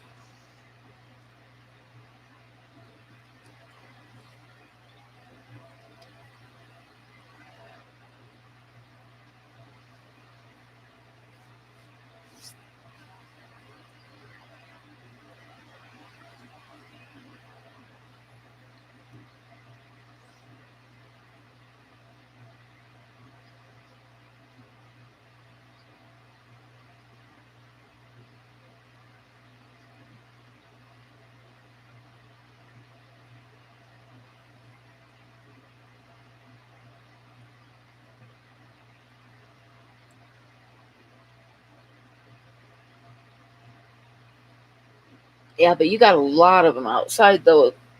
Jesse, you should get a great big pump for all of them that you have outside.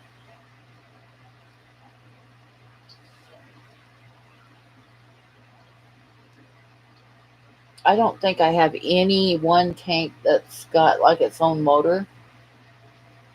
Most all of every motor I have, even the like smaller motors, are running like at least 2 to 3 tanks. And then where I have racks, I have like a big motor running a bunch of them at once.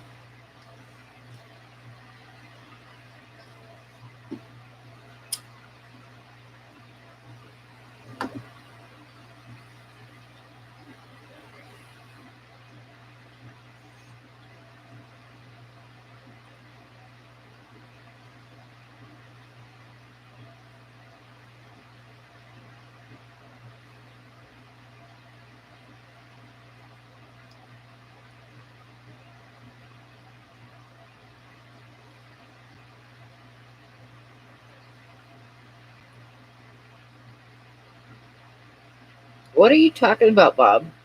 I could go where as a hayseed. oh,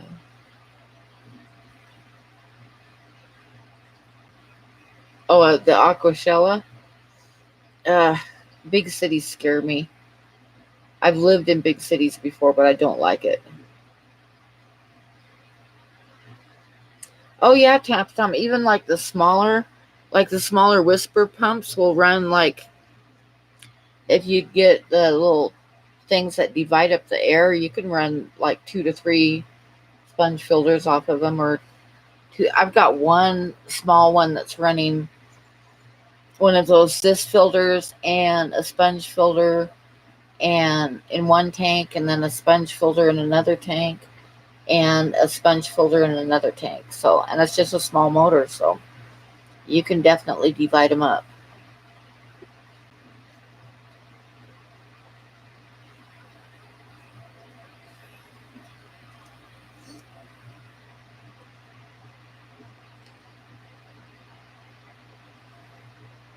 I mostly started doing it because I don't have that many plugins, so I just started splitting them and dividing them.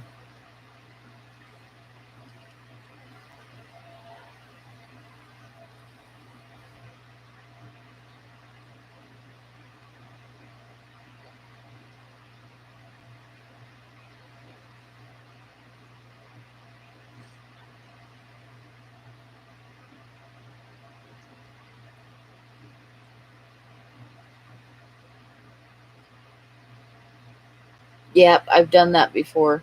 Except I've got the little screw in things. Instead of flipping a breaker, I've got to replace the little thingies.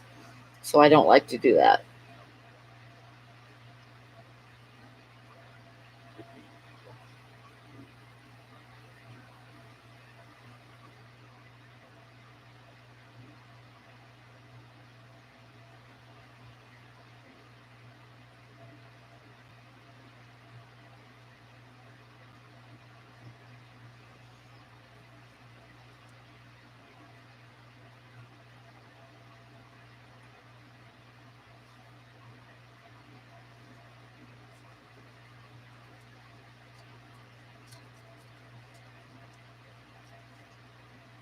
fuses. That's what I was trying to think. Fuses.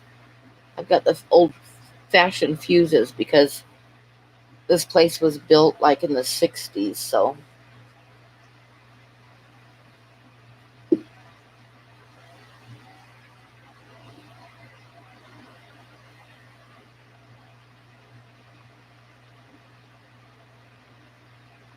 yep, they screw in like a light bulb. Yeah, if I had money, I would upgrade, but I don't have money.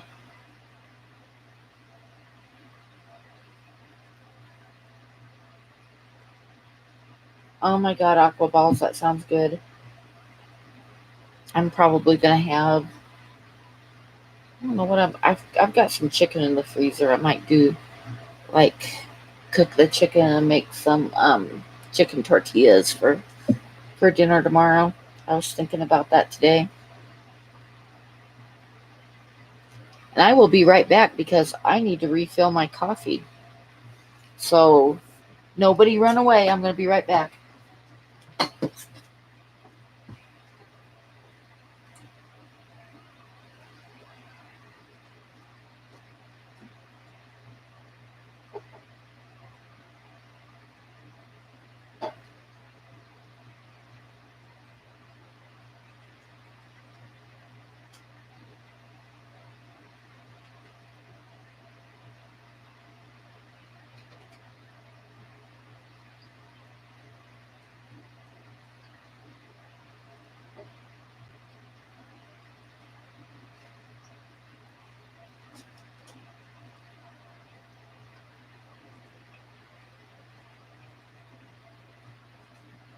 And I'm back.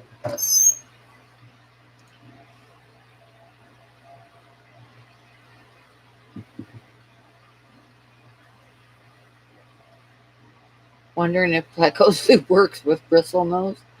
I don't know.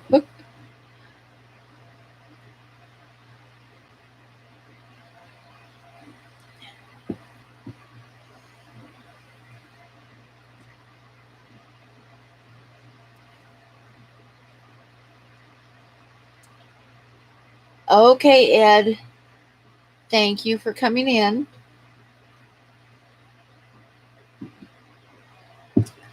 I'm going to turn my fan off too because it's getting a little bit chilly.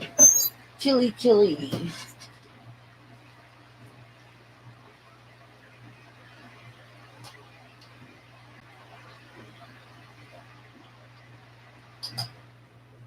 Oh, no wonder it's getting chilly. I have one of my windows is wide open and it's like 45 degrees outside.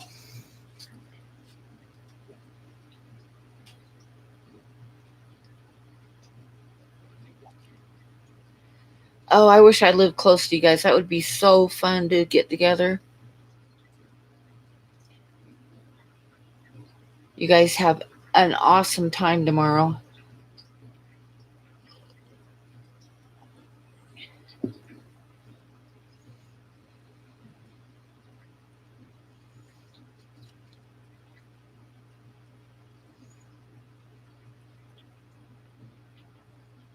I would too. I'd skip work to do that.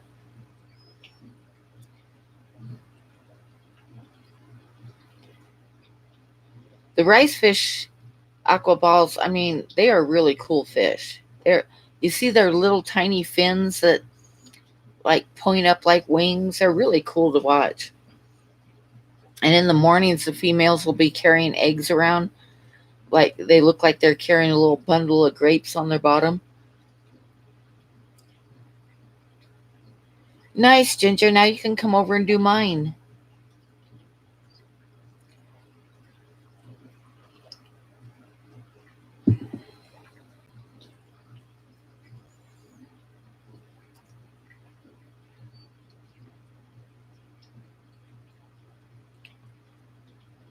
What are rice fish in the UK neons? I don't think so. I think it'd just be rice fish. Good night, Bob. Thanks for coming in. Oh, litter boxes. Oh my God, I hate litter boxes.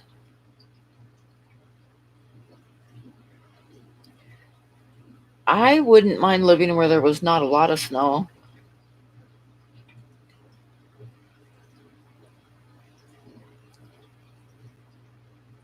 You triggered the fish police. Oh, the fish police make me laugh.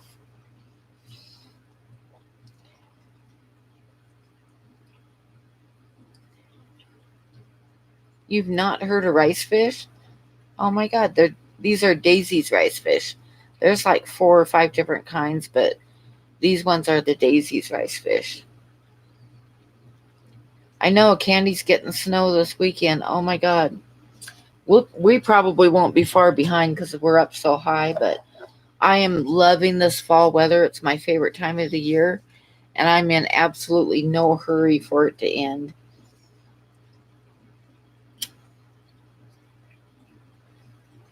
Morning, Merritt.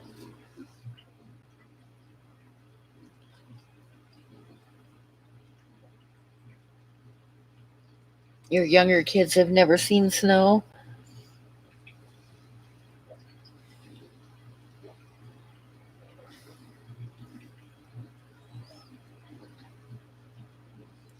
Like I say, I'm not looking forward to it. It's coming. I need to get my roof fixed before it hits. I don't know how I'm going to do that either. Because I've got like 3 spots on my roof that were leaking last winter, and I need to get it taken care of. But everything costs money.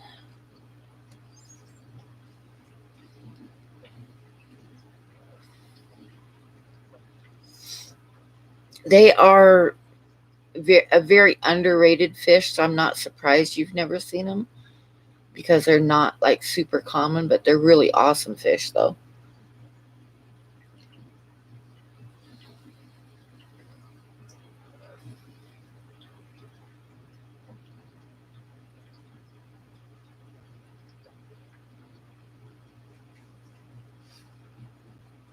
And the other fish that I have that's very underrated is the drapefin barb. They're really a cool fish too, and they're not like most barbs are kind of nippy and stuff, and the drapefin barbs are almost shy. Actually, they are shy, and they don't bother any other fish, and they're really awesome looking. Okay, good night, full moon. Everybody's starting to drop like flies. I wonder if I should end here pretty soon.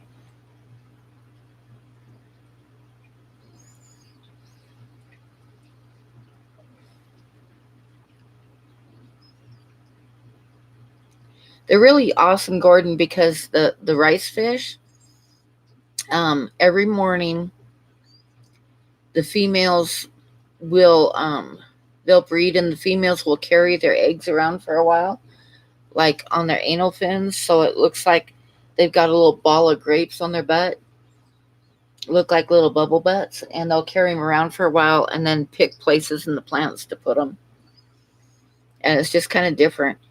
And then, like, say their fins, I don't know if you can see, but their fins, instead of being regular fins, are kind of like little wings pointed up. Okay, Chubby, send me an email because it's only going to be like probably another week or two, and they'll be ready to send. As long as you have a place to put them without big fish, because they're not going to be real big yet, but they'll be big enough to send. But you don't want to put them in with big fish because they're small enough to get eaten. How is Buddy? Buddy is doing pretty good right now. He's been doing pretty good this week.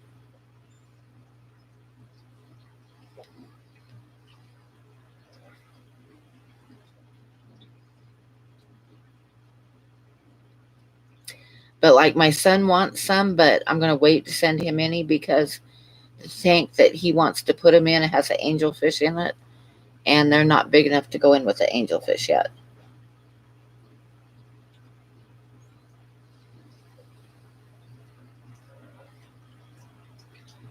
Yeah, I keep mine. Mine are just they're just the adults. They're just in a species only tank.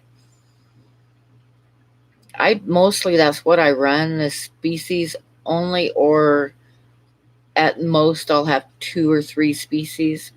Like my 40 breeder has um, Caboti rasboras and the Chopre danios and the Farloella catfish, and that's it. And that's about the most that I ever do. I don't really do community tanks with a bunch of different fish in them.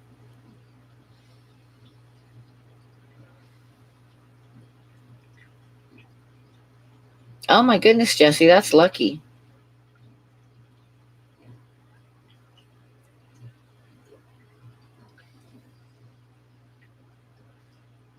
Yeah, that tank right there that you're looking at is just a 10-gallon tank. And at one time, I had about 35 rice fish in it, and they were doing fine. I just sold a bunch of them out of it, and I need to put some more back in there because they're a little bit shyer now because there's not as many in there. But I started out with 6. When I got them in the first place, I just had 6, and now I've just got all kinds of them.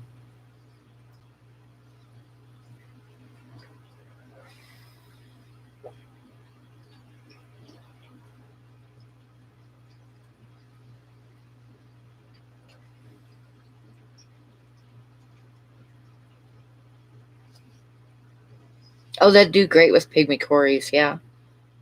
I've got a tank that's got some pygmy cories in it that are colony breeding too. I started out with, I think 9, and the last time I counted them, there was like 30 in there.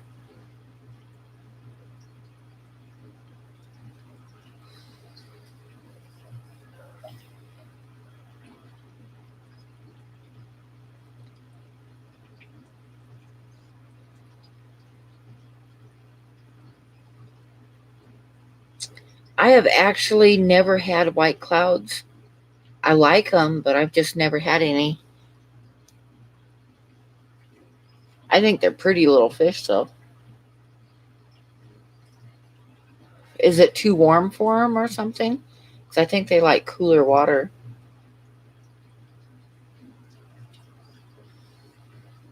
Or maybe you need to thin them out and move some into a different tank.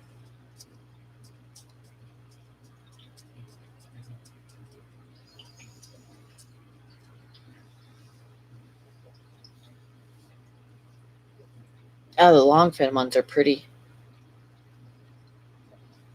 Yeah, maybe you need to like separate them out. Maybe there's enough in the tank to where they aren't breeding. So like divide them into 2 tanks and see what happens.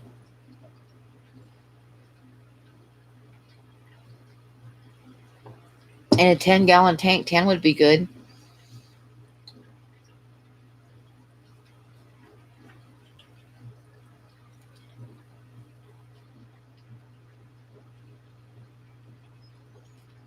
Yeah, cories are safe with shrimp. The Farloella catfish that I have would be totally safe with shrimp too. You know what surprisingly was I had them with my shrimp for a long time was Kubota rasboras, the neon green rasboras. They never bothered the baby shrimp because they only eat in the water column. So like they don't pick off shrimp off the plants or anything because they only eat what's in the water column. So once the food hits the bottom of the tank, they won't eat it, and they won't pick through the plants looking for baby shrimp or anything. So they did real well together.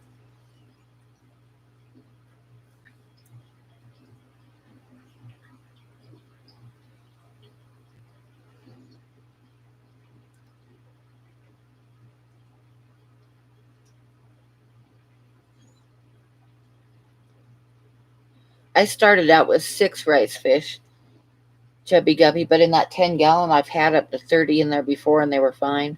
They're not really big fish.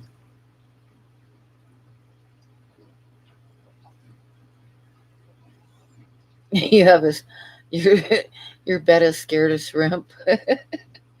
I've had shrimp in with some of my bettas before, and they did fine. And then I've had other bettas that won't even let a snail be in the tank with them; they'll kill it.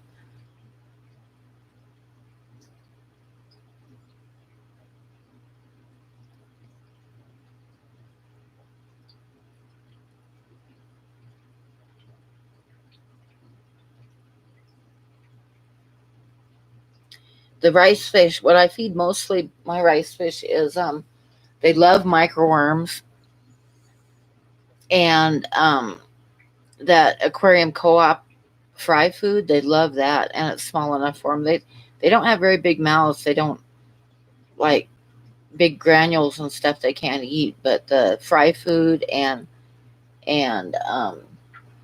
microworms, baby brine shrimp, that kind of stuff they really like.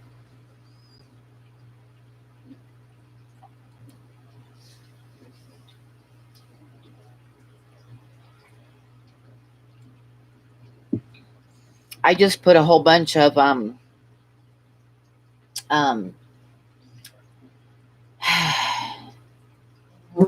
dwarf emerald rasboras, which are basically like the CPDs except they're colored different.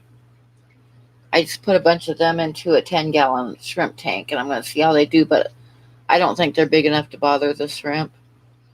They're basically like, say, like the CPDs. In fact, you don't really want to keep them with CPDs because they'll interbreed.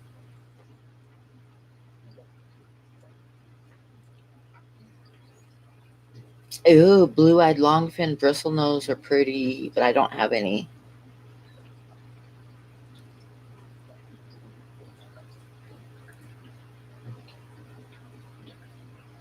Yeah, I got the emeralds because they're different. Everybody is like going with the CPDs, but I really like the emeralds with their stripes and stuff. Yeah.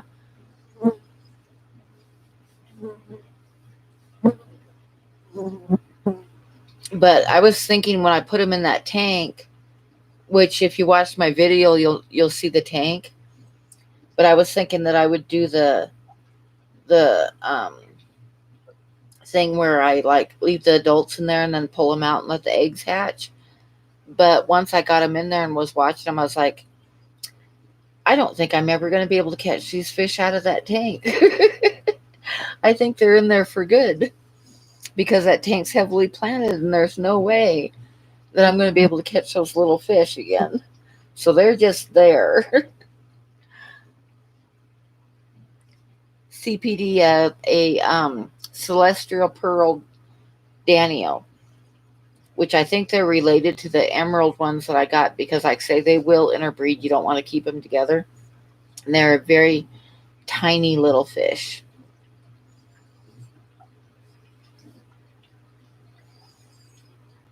And the emerald ones that I got are really tiny, tiny too.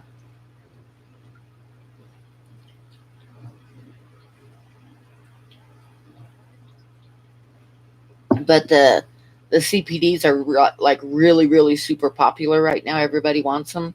But like I say, I kind of like the emerald ones because they're kind of like the bluish with stripes on them.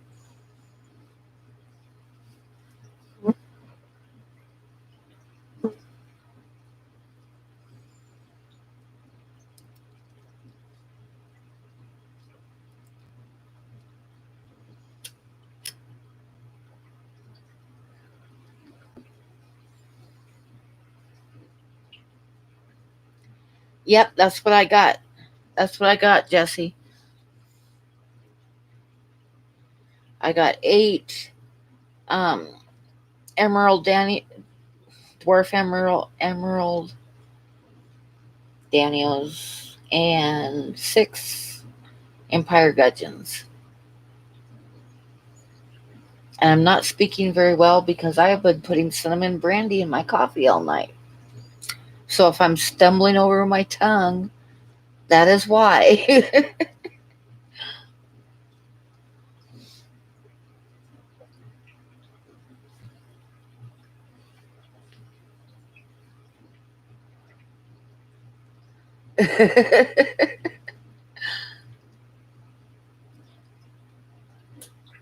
Yeah, that fireball is really good in coffee.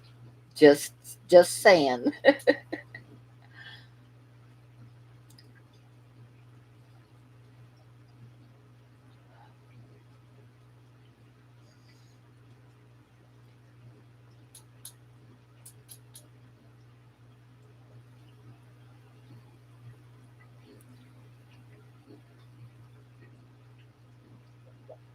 Yeah, the pufferfish are cuter than heck, but no, they are not shrimp safe.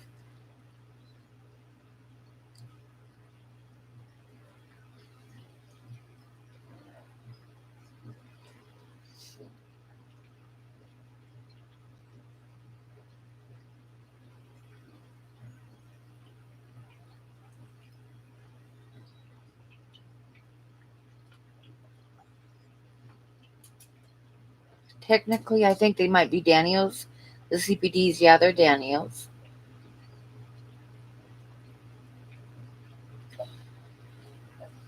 You guys don't know how long it's been since I got new fish.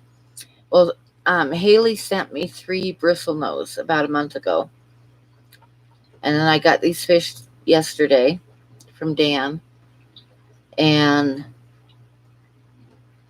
it has been like November last year since I got new fish. So I am pretty stoked right now.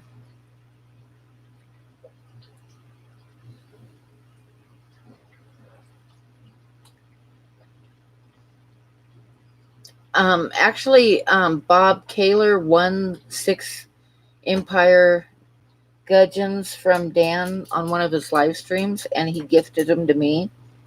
So I'm not really sure of the price of them, but that's how I got mine. And they're going into a 40 breeder, which I'm going to be setting up and getting cycling tomorrow. Right now they're just in a holding tank. And you can bet your butt I'm going to be trying to breed them because that's what I do.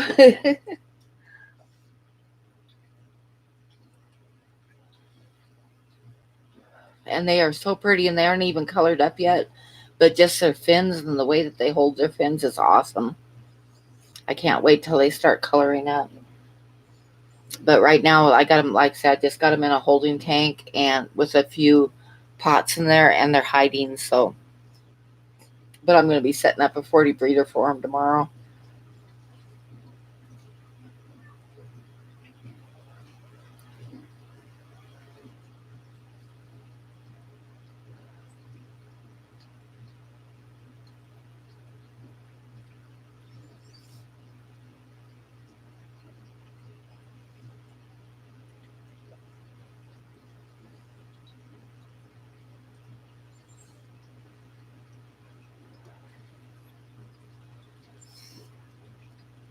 Shipping can sometimes be, the problem that I'm having with shipping right now is shipping the Farloella catfish.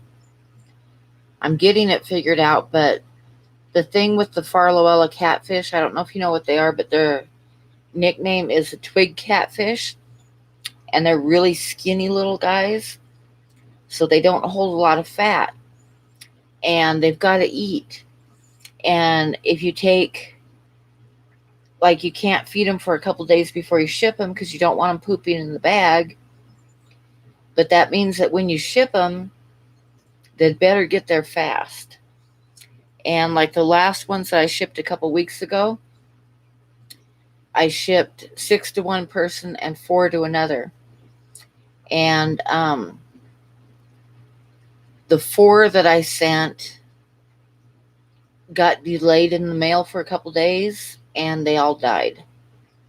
And the guy that I sent them to thinks it's because I put an ice pack in there because he was in Bakersfield, California, and it was hot.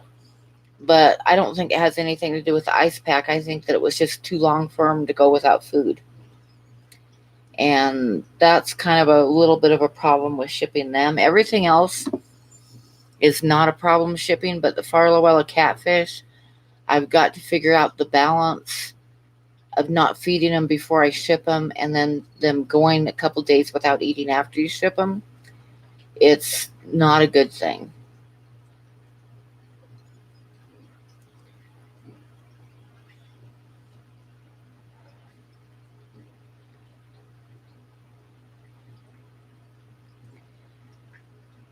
But the ones, if I ship them overnight, there's no problem with them, but shipping overnight is expensive. So, like I said, I've got to find the balance there somewhere. I talked to Dan about it, and he said that he said he hated to tell me, but some fish you just have to ship overnight. And if I lose any more of them shipping, I'm just going to have to say they have to be shipped overnight or I can't sell them. Because it takes months to get them big enough to sell and ship, and I don't want to lose them because they're kind of my babies. But I will try a few more times shipping them regular, like priority, and see what happens. But if they get delayed, they're not going to make it.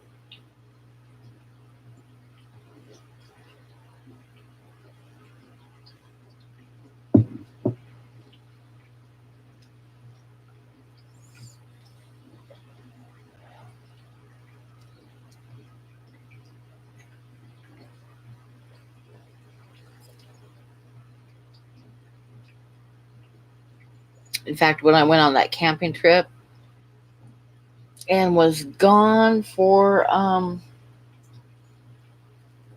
4 days, 5 days, I had my daughter come over like in the middle of that and feed them, and I still ended up losing some of the babies. Because especially when they're babies, they can't go without eating. You've got to keep food in front of them all the time.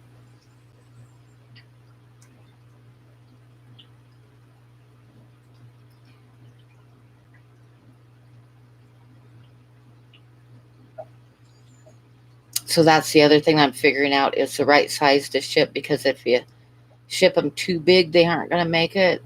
And if you ship them too small, they aren't going to make it.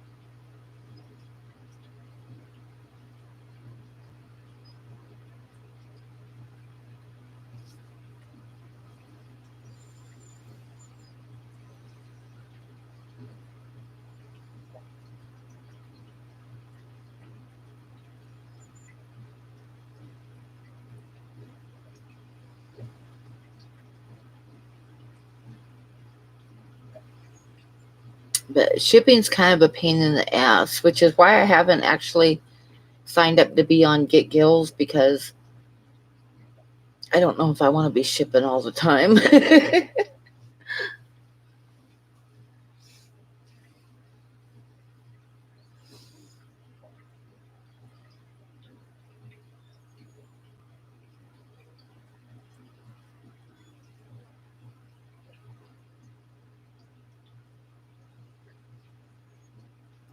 But the rice fish, I've lost a couple shipping, but they're usually pretty hardy shipping.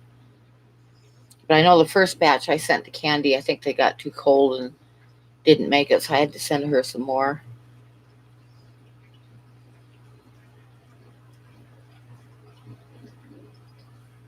That's exactly it, Gordon. I hate losing fish.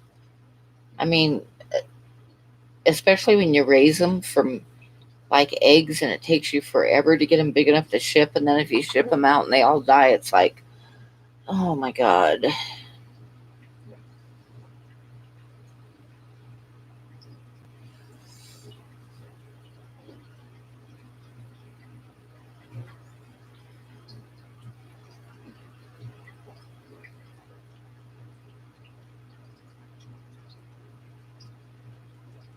Okay, Merritt, have a good day. Yep, it's nighttime here. It's like 11:45 here.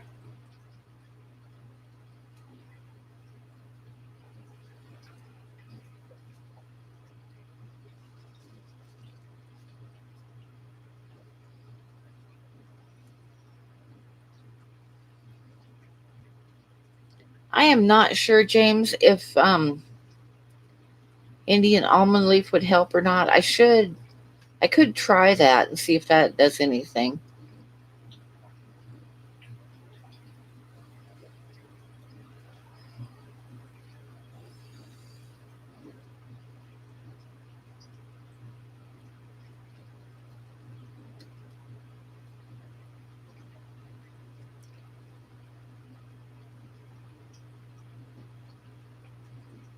Yeah, the rice fish are generally pretty hardy. Like I say, I had some farloellas and some rice fish separated in a tub so they couldn't eat anything prior to shipping. And the heater malfunctioned and it got up to 90 degrees. And the next morning, the rice fish were fine, but all the farloellas died because they can't take that hot of a temperature. But the rice fish were fine, they're tough.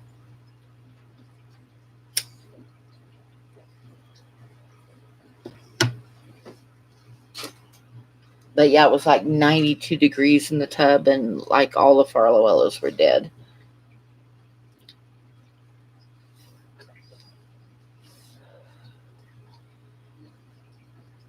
The thing with the farlowellos too is they're better off when it's cool weather to ship them, because they like a lot of oxygen in the water and they can take the cooler temperatures. So, and of course, the hotter the water is, the less oxygen there is in the water. So, I think they're better off with cool water. But the problem with them is figuring out, trying to find the balance with shipping them to where they don't starve out before they get there, because they do not hold fat like other fish do. So they gotta be fed.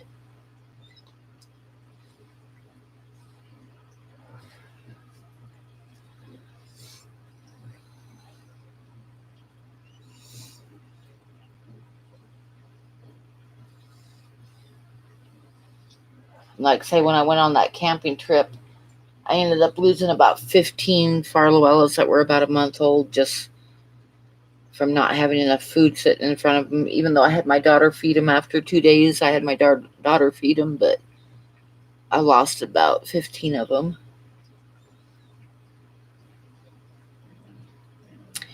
Okay, William, probably going to shut it down before too terribly long, but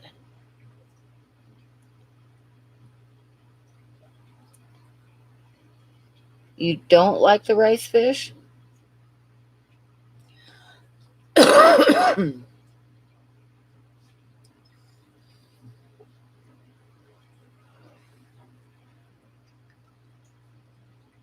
Or you do like the rice fish? I can't quite tell what that word means.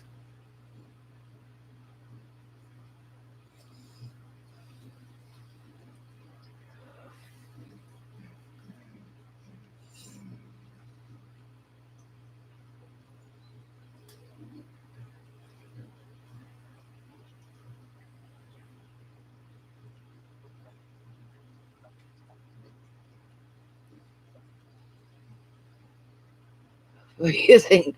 Gordon's suffering from fat thumbs. We all have that problem. We all have that problem.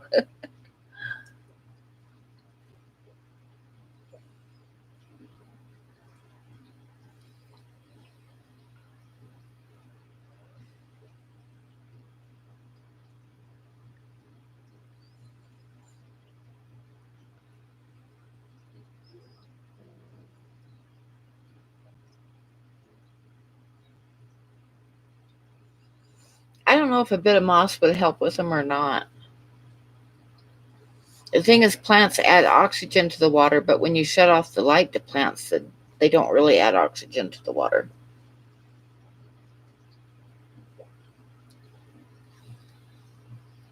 Oh, Jesse. uh,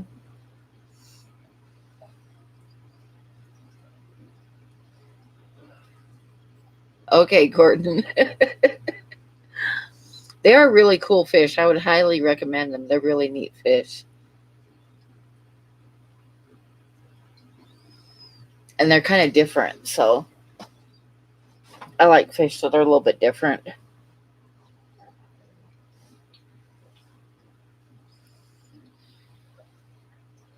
You should see them in the morning when they're breeding. The males will get almost a navy blue color. I mean, they get like really dark blue. And then, like, say the females are more golden colored, but they'll carry their eggs around like a little bunch of bubbles on their butt.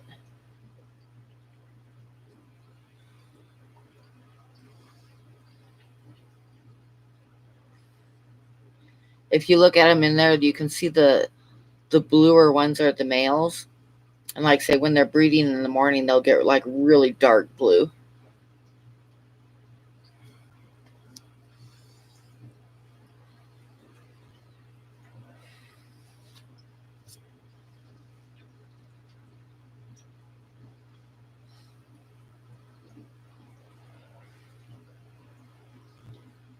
Definitely one of my favorite fish.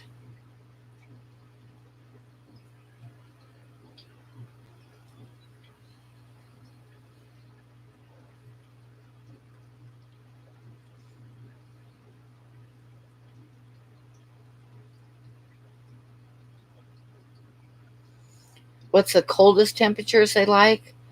I don't know. I've had them down like when my power went out, they've been down to like about 65 and they were fine. I usually keep them about 72, but like I say, the power went out one time and they were down to like 65 and they didn't weren't bothered a bit.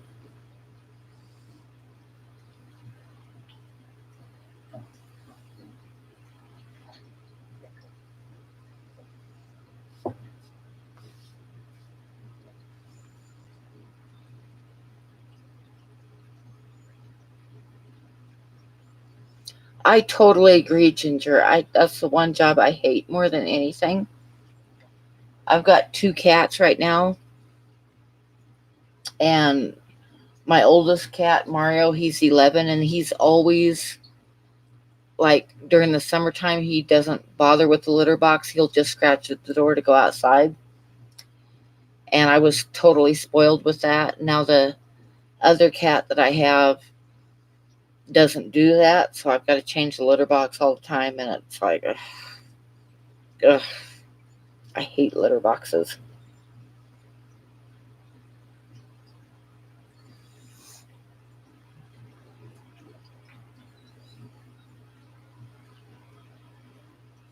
But that's what makes a house a home is having a box of shit in your bathroom.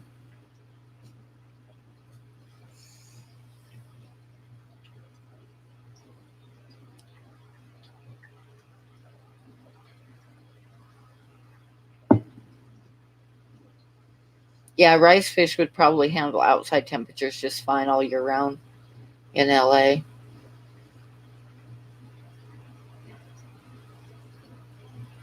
Yeah, that's the way Mario always was Sharpies, but like I say, now I've got two cats and the other cat's not like that. Now in the wintertime when there's snow on the ground and Mario will scratch at the door and I'll open the door for him and he'll take like two steps out into the snow and say, "Oh hell no, I'm going back in the house." Then I need a litter box.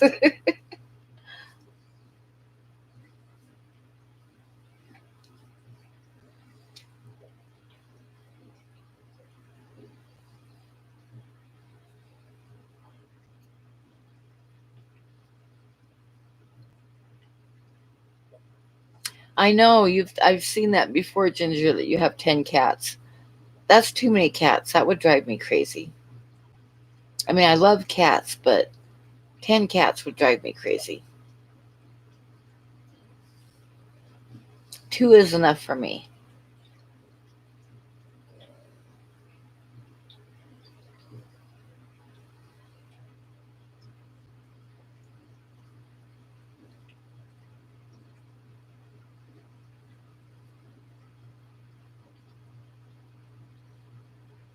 See, there you go.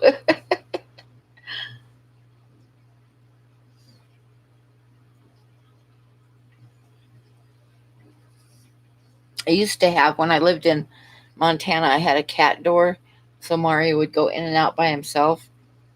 The problem with that is he would like catch birds and bring them in the house and then let them go.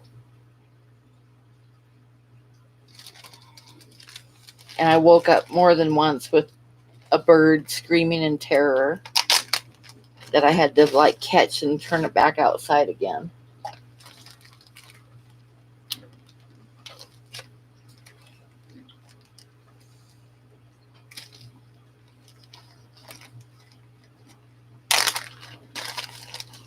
Betty, you are so spoiled. Go lay down.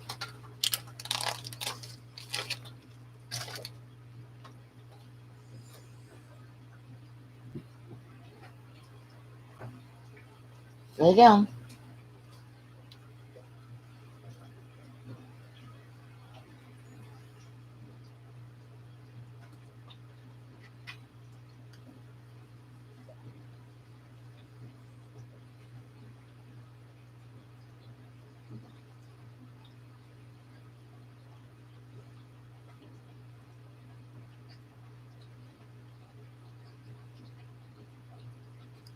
That's really weird, Chewy. You can keep rice fish, but you can't keep white clouds. Why can't you keep white clouds?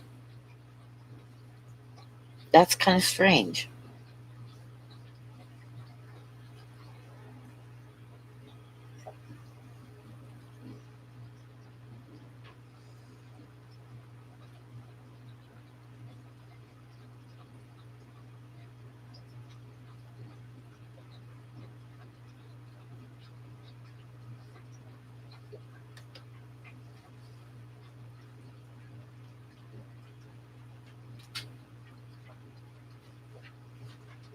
You have 11 cats. You didn't know you had 11 cats? Oh my god.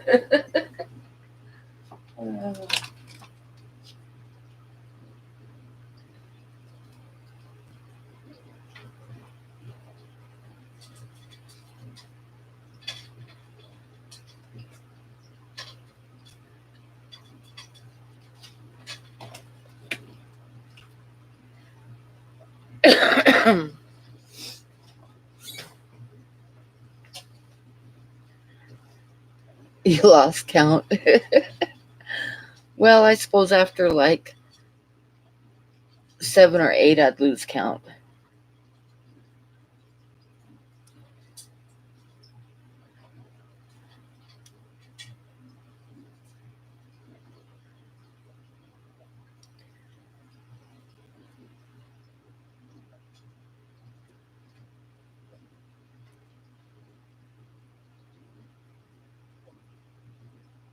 You cursed a lot. I would too. Oh, I curse at Moody, the little black cat that's like a year and a half old now, because he doesn't always use the litter box. And I totally hate that so much.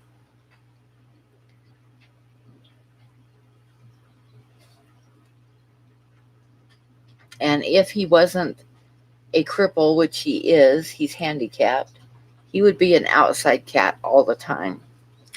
But he's got a club foot and he can't run that fast, so I can't like put him outside and leave him outside because I just can't.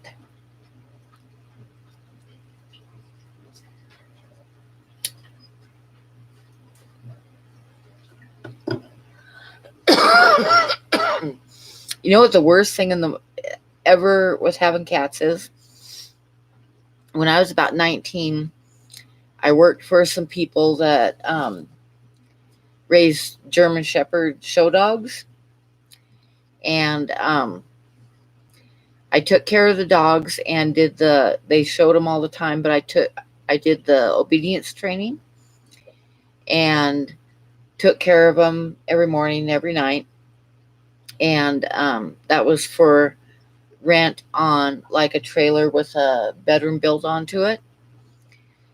So I got, a place to live, took care of the dogs, and they would get a bowl of dog food and a tub of cottage cheese that they got from the dairy and a piece of raw liver, which they also got real cheap from the meat market. So every night they would get a bowl of dog food with some cottage cheese and a piece of liver. And I got a kitten. And so the worst thing ever, because I would have to I'd get a package of liver out of the freezer every night to thaw out and by morning so I could feed the dogs a piece of liver. And if you've ever gotten up in the morning half asleep and walked across the floor and stepped on a piece of raw liver laying on the floor because the cat got it out of the sink, that is not a good feeling. Not a good feeling at all.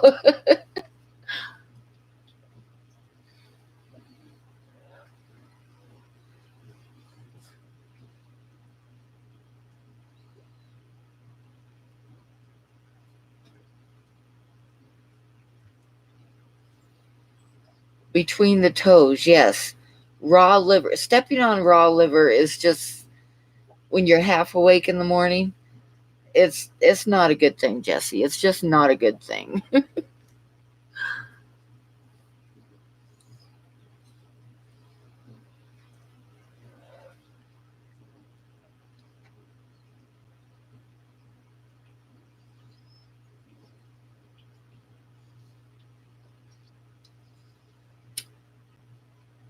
Yeah, that's not a good thing either, Ginger.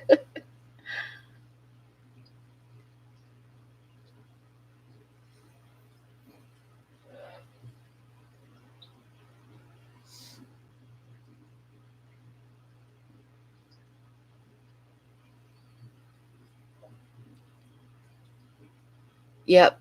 Yep, very true, Kiwi. Very true.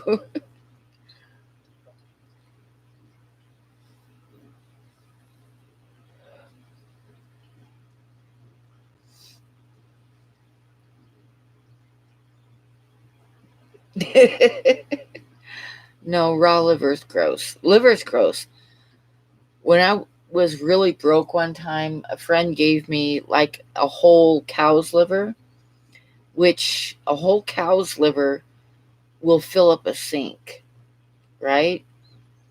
And I was really broke, and I tried cooking that liver every way in the world. I tried like slicing it really thin and rolling it in like a dough and deep frying it. I tried everything in the world, and no matter how you cook it, it still tastes like frickin' liver, and it's nasty. I do not like liver. And that pasty aftertaste in your mouth where it it's all like pasty feeling. Yuck.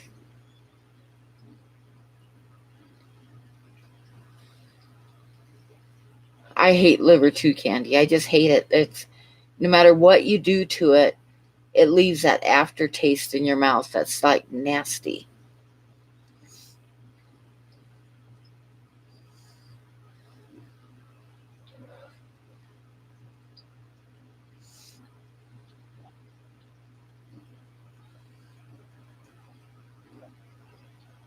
Chalky. Yep, it's got a chalky aftertaste to it. And it doesn't matter how you cook it, it still has it.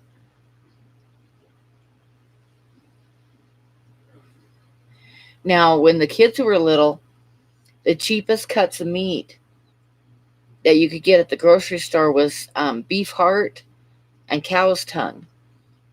And beef heart, if you slice it really thin and fry it, it's really good.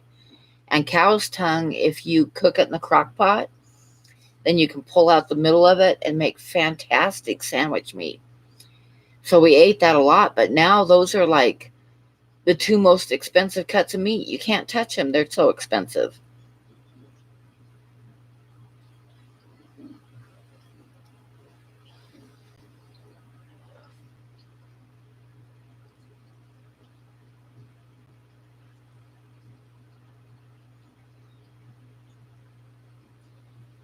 Well, you can have my share of the liver because I hate liver. When I was a kid, my mom got on this kick where she would make liver and onions once a week. And I used to like put bites of it in my mouth and then run to the bathroom and spit them out in the toilet. So I would go to the bathroom a lot while I was having the liver for dinner.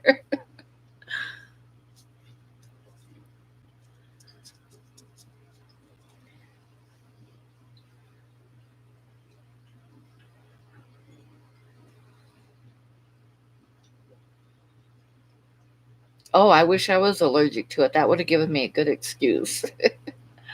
But it's nasty stuff. I would just go spit it out in the toilet.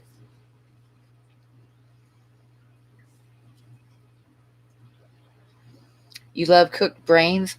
Now I like menudo, and I've made it a lot of times myself, but I love a good pot of menudo.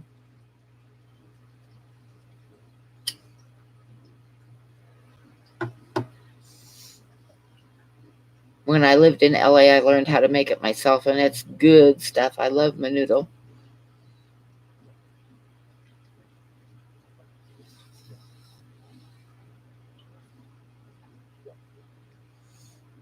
You got to cook it for a while though. You cook the brains like overnight and then skim off all the fat and stuff off the top, and then you add the all the other stuff that goes in it.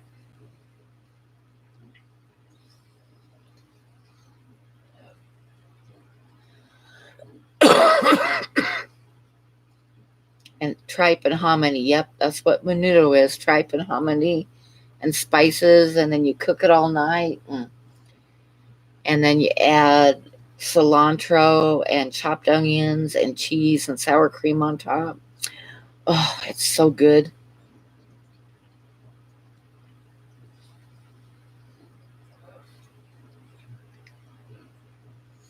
I should make a big pot of it this week.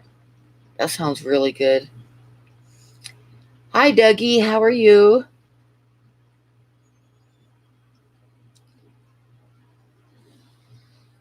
Oh, I like weird animal parts. I don't like liver, but I remember one time we butchered a sheep, and a friend of mine that was from Chile came over, and he took all the intestines and braided them, like cleaned them and braided them, and then deep fried them. Oh my God, it was so good. It was really good. And I love Rocky Mountain oysters. I used to help the neighbors with their branding every spring, and they'd always give me like a gallon pickle jar full of Rocky Mountain oysters, and I'd cook them up. Those were so good.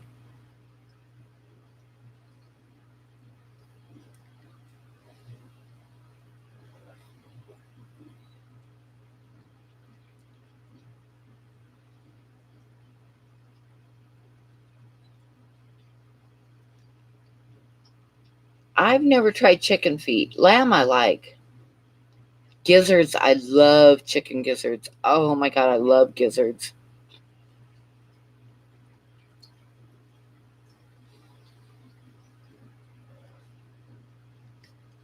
But not chicken livers. I don't like liver of any kind. I don't like chicken livers, but the gizzards are good. Pig's feet are good in menudo. Like if you start the tripe cooking and you throw in a couple pig's feet, that's good.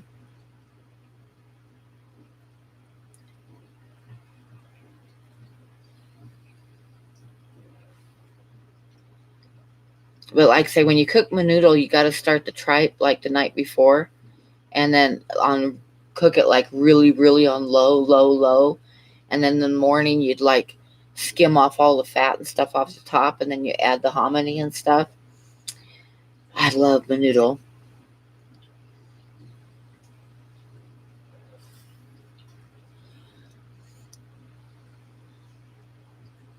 Oh, I love oyster. I love raw oysters with a little bit of tapatio on top of them.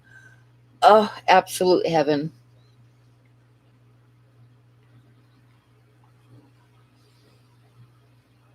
Yeah, you can mix them with the gizzards, but I can tell the difference. You think we took a wrong turn to Albuquerque? Yeah, I totally understand that. Fish room fever. That's from Bugs Bunny. I used to say that all the time.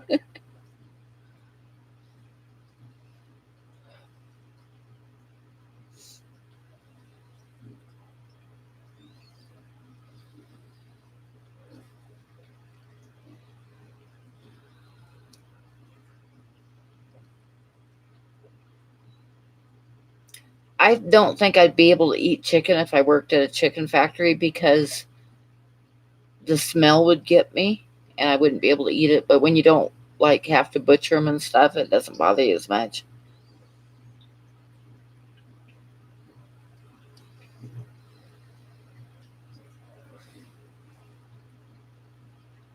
Now, what is haggis? Isn't that like fish?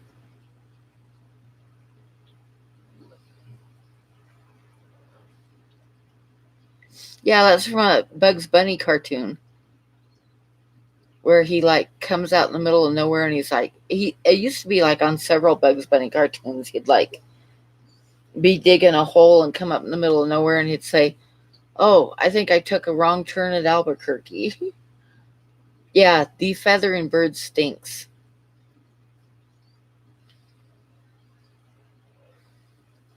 So if you did it like all day long, I don't think I'd be able to eat chicken, but yeah.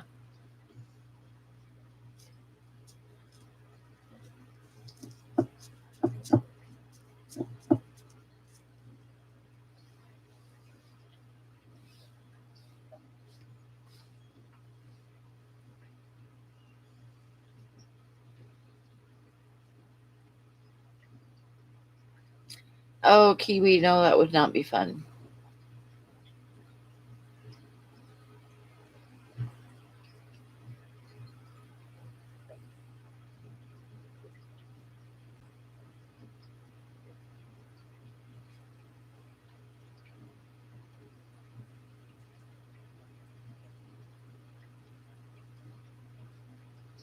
Oh, that sounds good, aqua balls.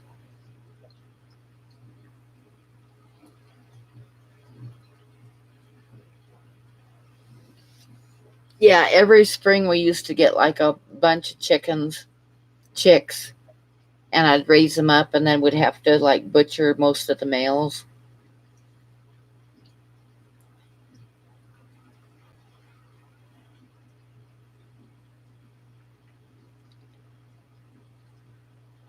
Yeah, I don't think I'd like chicken if I had to do that, John. That's kind of gross.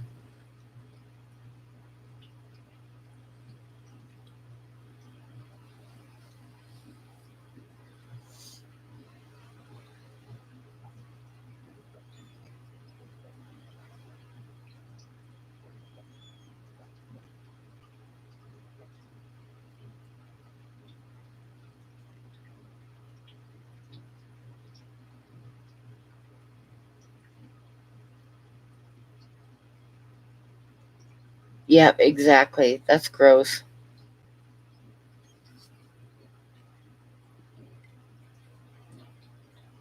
I can still like when you talk about butchering chickens and the smell, I can still smell it because I've done it a lot.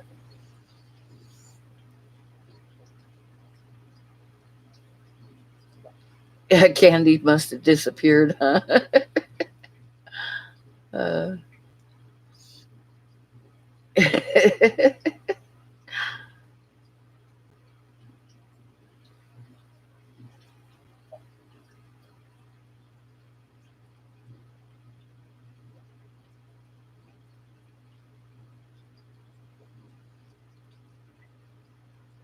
one time I raised like, oh, I think there was close to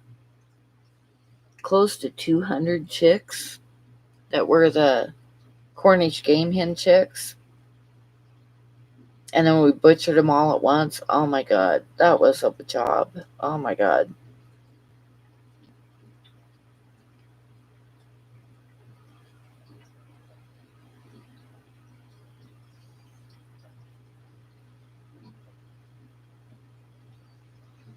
And I've raised turkeys before, but just butcher them one at a time.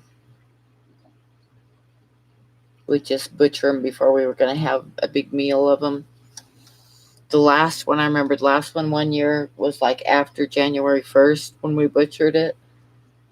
And it was the last turkey, and butchered out, it weighed over 40 pounds. And that was after it was butchered. And I still remember getting it in the oven. I had to put it like crossways in the oven and hold the legs up while I shut the door. It was big.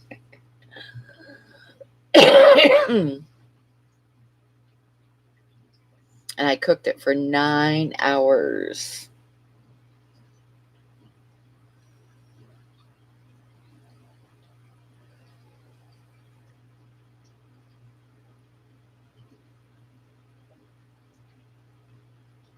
There was a couple times so I took a big turkey and I would butcher it out and then take it to a butcher shop in town and have them smoke it. Oh my god, that was good.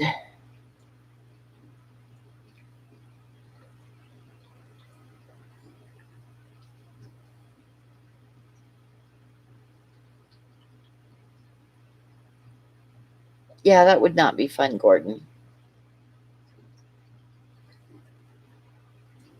The thing is, there's some smells that just stay with you forever, like butchering chickens. It's been years since I butchered a chicken. but I can still smell it when I think about it.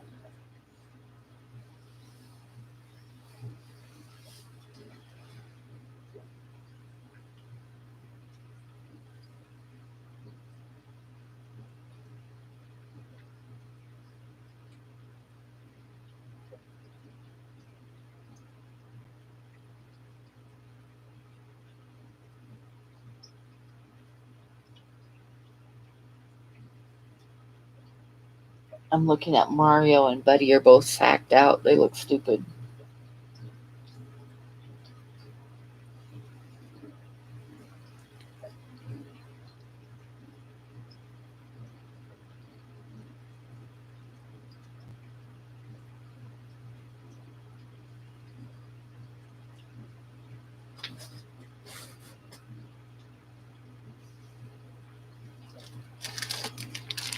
And Buddy heard his name and now he wants a cookie.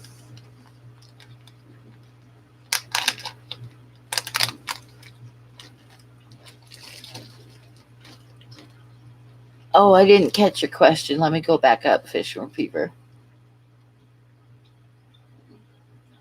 Would you rather have liver or Funk's do it yourself goop? I don't know. Probably the do it yourself goop because liver's pretty nasty.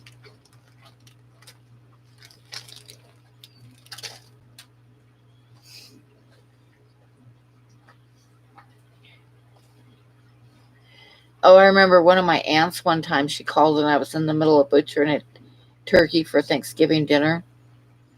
And she went on and on. She was like, how can you do that? How can you like eat a turkey of butchering it like that?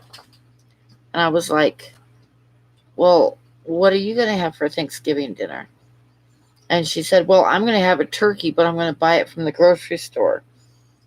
And I was like, so do you think they grow wrapped in cellophane at the grocery store? They're a turkey, you know?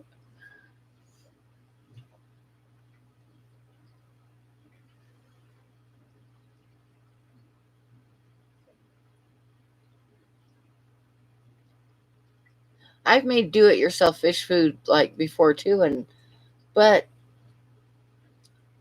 Funk did it a little bit different. A little bit different than I do it.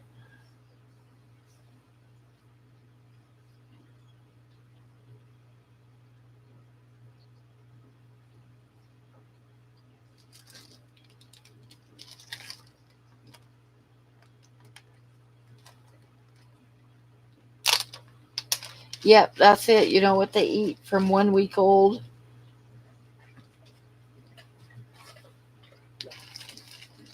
I used to, when we would raise pigs and stuff, we'd name them like pork chop, stuff like that, so that the kids never forgot what they were actually for.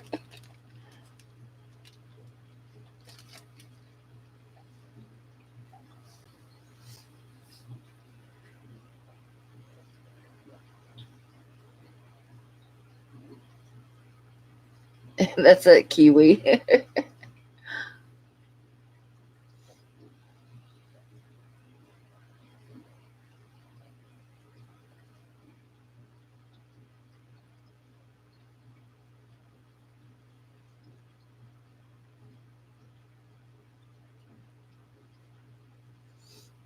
That's kind of strange. I mean,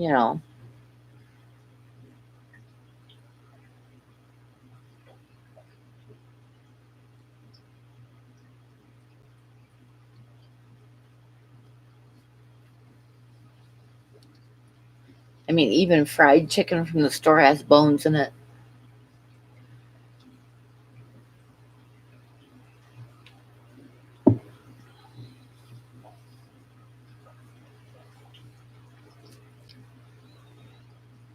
I've tried rattlesnake before. It's okay, but it's a little bit chewy.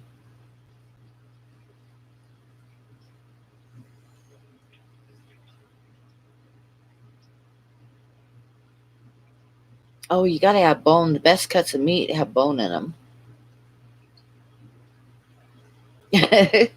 15% of them.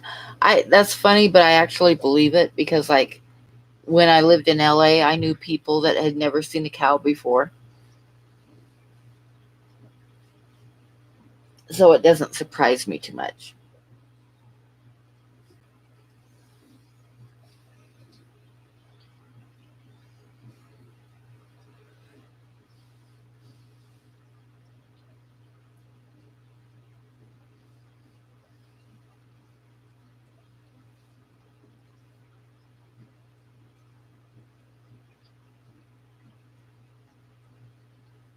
Yep, bone in, skin on. Yep, exactly.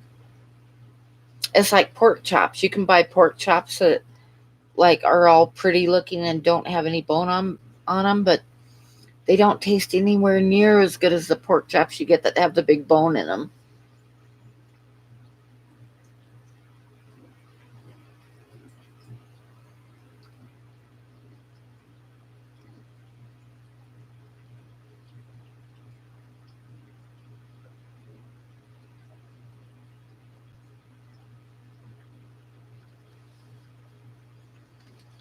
Oh yeah, I've raised so much my own meat before. I don't anymore, of course, but I used to. And we used to have goats that I would milk. Oh my god, I do not recommend milking a goat. They are such a pain in the ass, and it's like I would spend so much time getting a bucket full of milk, and then they'd step in it, and I'd have to throw it out. Goats are a pain in the ass. Yeah, bone-in pork chops are the best.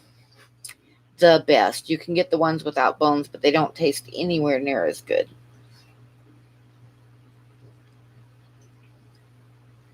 Oh, I used to have milk goats. Kids had them for 4-H, and I hated those things so much when I had to milk them. So then I switched to pygmy goats. They raise pygmy goats for 4-H because you don't have to milk a pygmy goat.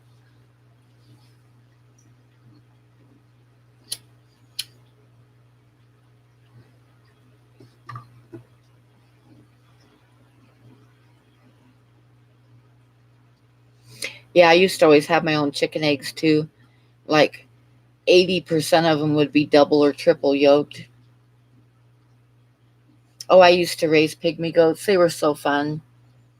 The babies, oh my god, there is nothing cuter in the world than a newborn pygmy goat.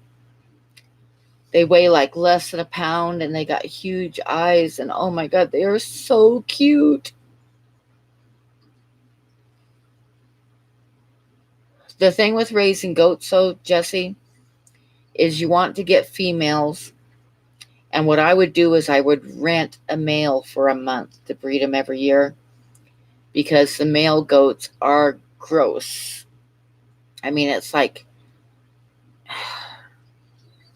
how do I put this politely without getting, well, I'm not monetized anyway, so I guess it doesn't matter, but they jack off on themselves and they're sticky and they stink. Yep, they piss on themselves and they jack off on themselves. And I would just like rent one for a month and then take it back because I didn't want to have one. I just breed the females and then take the male back.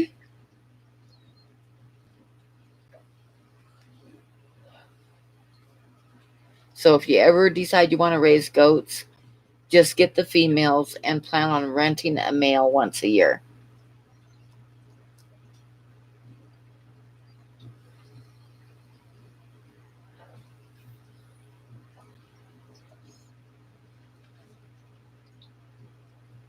Yeah, I think I had like 8 females, and then I would just rent a male for a month, get them all bred at once, and take the male back because I did not want a male.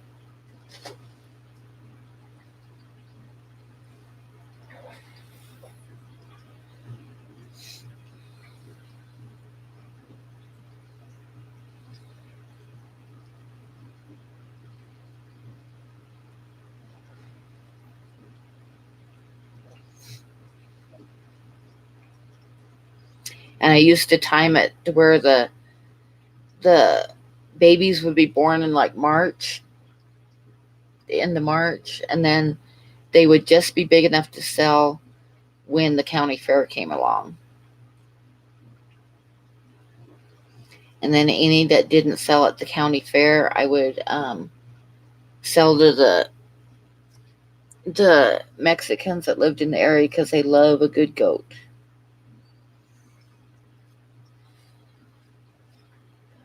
But I remember this one guy, he used to buy goats for me every year. And when I had extra babies, I would just like stake them out in the front yard, and he would get off work and stop and buy them from me. And he would always try to talk me down. And this one year I decided that he was not going to get my goat for too cheap. So I staked this young goat out in the yard, and sure enough, he stopped. And he starts trying to bargain me down, and he's like looking at the goat, telling me he was kind of skinny, kind of scrawny, so I should give him a good deal on him. And I'm like, looked at the goat, and I said, he looks pretty fat to me. I said, can you give me a good recipe for barbecuing him? And he paid my price for him.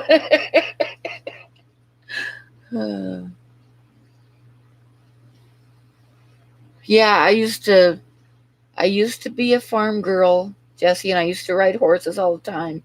Used to help the neighbors round up their cattle and stuff and move their cattle from field to field and all that stuff.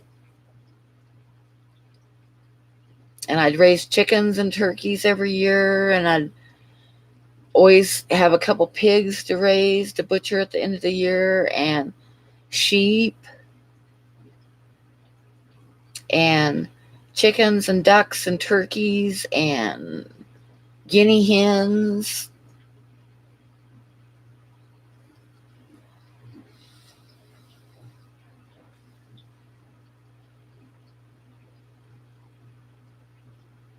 Chickens don't have lips.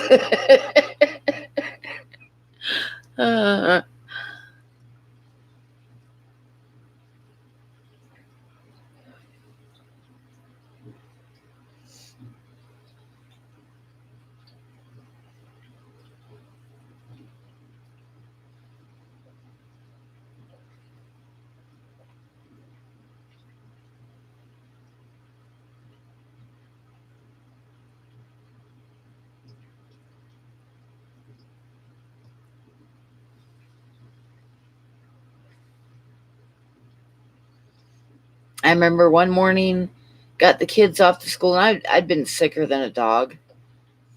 And my ex-husband, he was getting ready for work, and he told me, he like shook his finger at me, and he said, you're not going to ride your horse today. He says, don't leave the house. Get over this being sick. He said, just stay in the house. You're not going to ride your horse today. And I was like, okay. So I was sitting there in my house coat, and about an hour after he went to work, my neighbor knocked on the door, and I answered the door, and she said, we're moving cows. Can you help us? So I went and saddled up my horse, and I was gone all day helping him move cows. And I got back like a half an hour before he was going to get off work, and my horse was covered with mud from like top to bottom. And I had I unsaddled her real quick and put her back in the pasture and prayed that he wouldn't notice that she was covered with mud. He didn't want me to ride my horse because I'd been like sick for like a week, like with the real bad cold and stuff. So he didn't want me riding my horse. So he told me absolutely no riding horse that day. And I ended up out all day helping the neighbors move cows.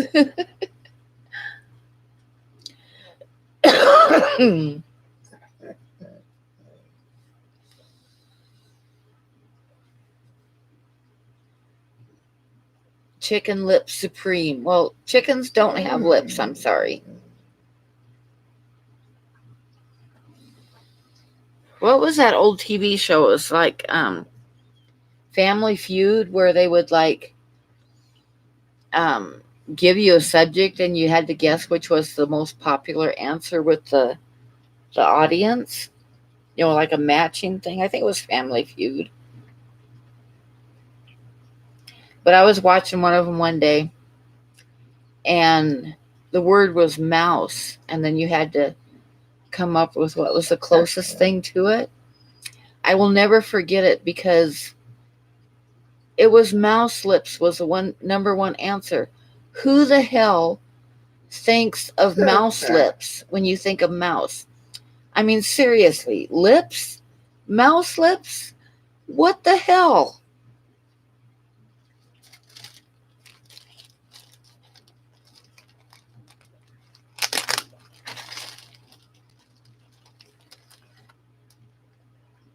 Hi, Kim. Yes, we are still up. We are just talking about weird subjects. Or ears, or even a mouse tail, but lips? What the hell? And that was the number one answer.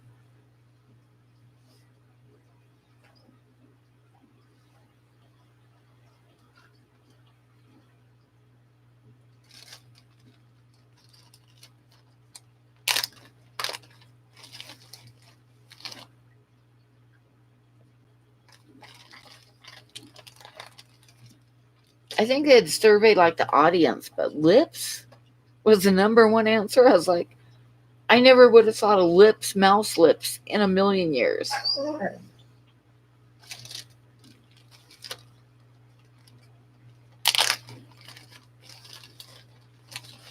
Buddy, you are so spoiled.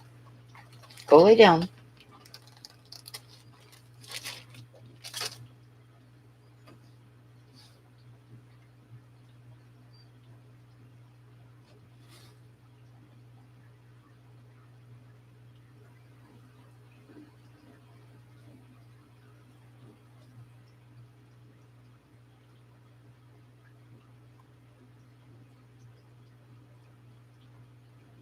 Just like if you say mouse, what's the first thing you think of? Mouse lips was not on my list of the first thing I thought of.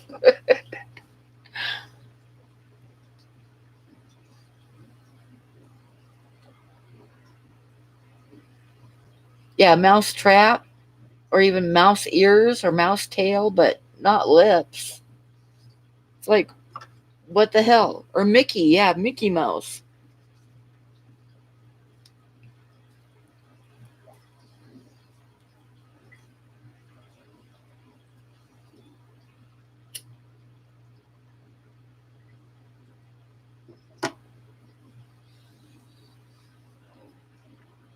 Giving a mouse a cookie? That's kind of strange too. If I was going to think of giving a mouse something, it'd be cheese. I know, they don't even have lips.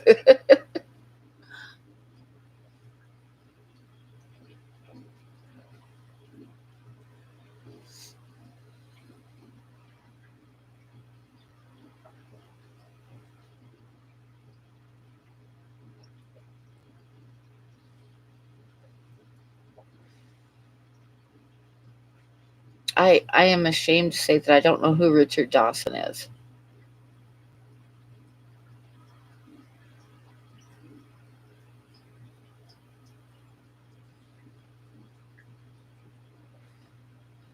Okay, thanks for stopping in, Fish Room Fever.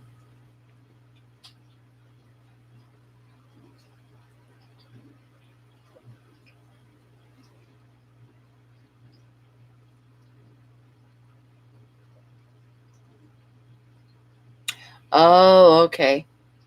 Okay.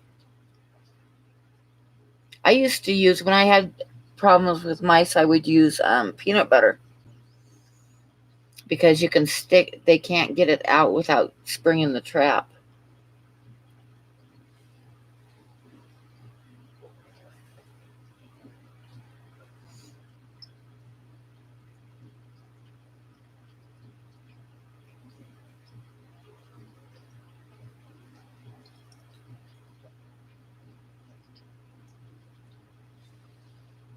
I used to cook tuna when I lived on the Cape. I would stop at the fish market every Friday, and they'd be in the back room like they got it right off the boat, and they'd be butchering it. Tuna's good, but you don't want to overcook it. You just want to sear it on each side, or else you end up with a big piece of tuna fish. But tuna steak is good.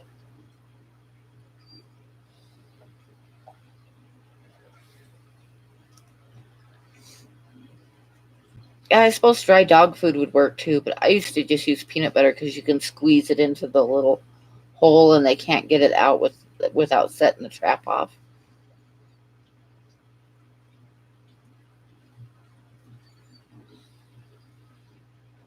But when I moved in here, there was some mouse turds and stuff that I had to clean up out of the cupboards, but I have not seen any mouse since I lived here, and I think it's because of Mario.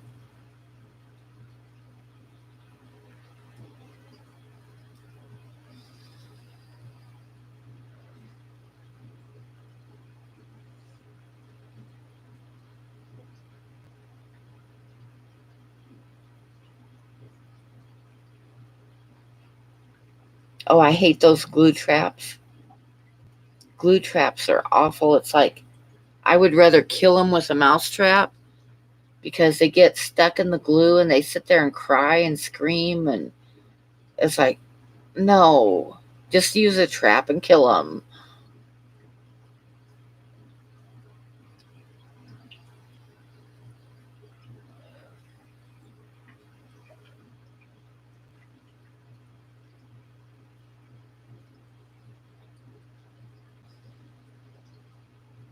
I've never used an electric trap.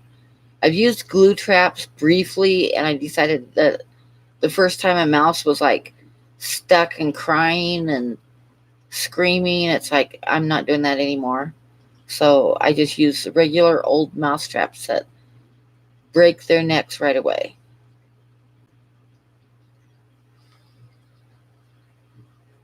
Oh, oh, John, that's gross. That's really gross. Oh,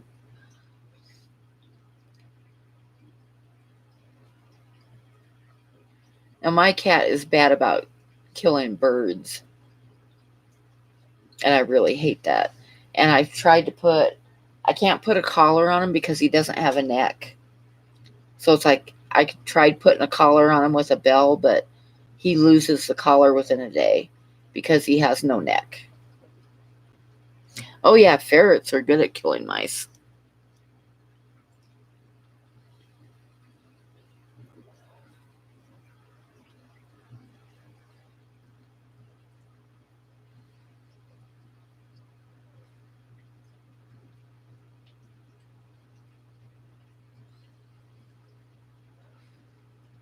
Now I told you guys before about the mouse story. I don't know how many in here. How many in here have not heard my mouse story?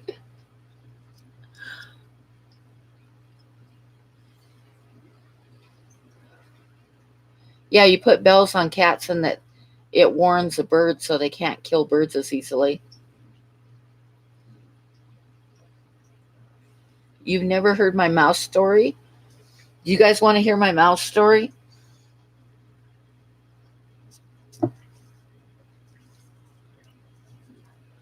I was living out in the country and um, got up one morning, got the kids off to school and my ex-husband off to work, and I took a shower and went out in the living room, and I just had like a big house coat wrapped around me, and I sat down in my chair in the living room and I was reading a magazine, right?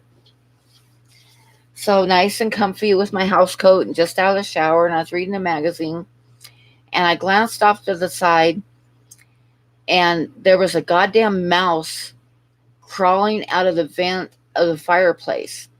You know how they have the vents up above the fireplace for air?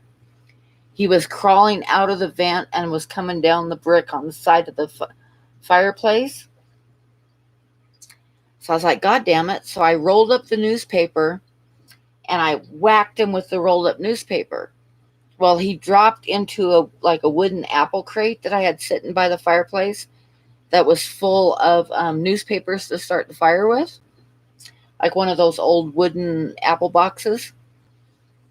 So he like scrambled down inside of that. So I was like, okay, I'm gonna fix you.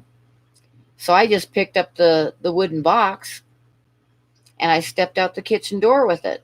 Like outside, I had about 5 outside cats. So I stepped out the door with this wooden box in my hand and I set it down on the ground and I called the cats. So I was like, here, kitty, kitty, kitty. And all the cats came running and they were looking at me, meowing, waiting to get fed. And I'm like, the mouse is in the wooden box on the ground, right? So I kicked the box a couple times and the cats are staring at me, meowing and ignoring the box. And the mouse is still in the box of paper. So I thought, okay, I'll fix you. So I turned the box upside down and dumped all the papers out, right? And the mouse came running out of the box and ran towards me and ran between my legs and started up the back of the house coat that I had on, right? So I start squealing and I whip off the house coat and I'm shaking it and stuff, right? Trying to get rid of the mouse. The cats are staring at me like idiots. And I'm shaking the house coat and all of a sudden I'm like, I'm standing outside and I'm naked, shaking off the house, shaking my house coat. So I'm like, shook the house coat and the mouse came out of it and I put it back on real quick. And the goddamn mouse ran past me and back into the house because I hadn't shut the door. And the whole time the cats are just sitting there staring at me, meowing at me, waiting for me to feed them. And the goddamn mouse ran back into the house. So that's my mouse story.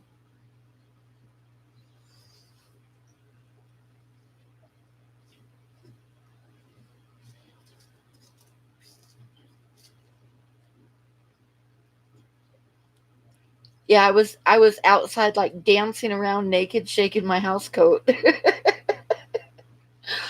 Oh God.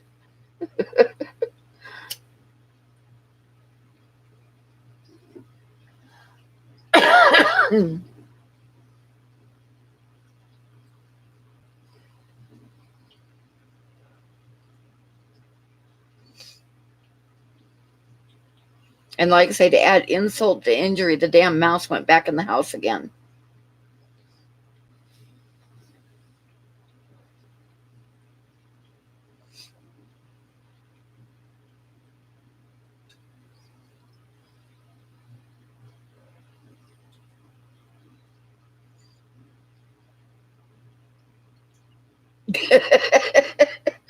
That's not a good sight, Jesse.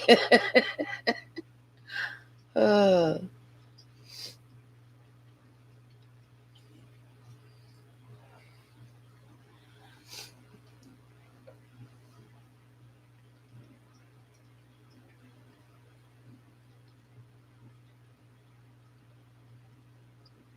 Another time when I lived in Livingston and we had a cat door, so the Mario went in and out,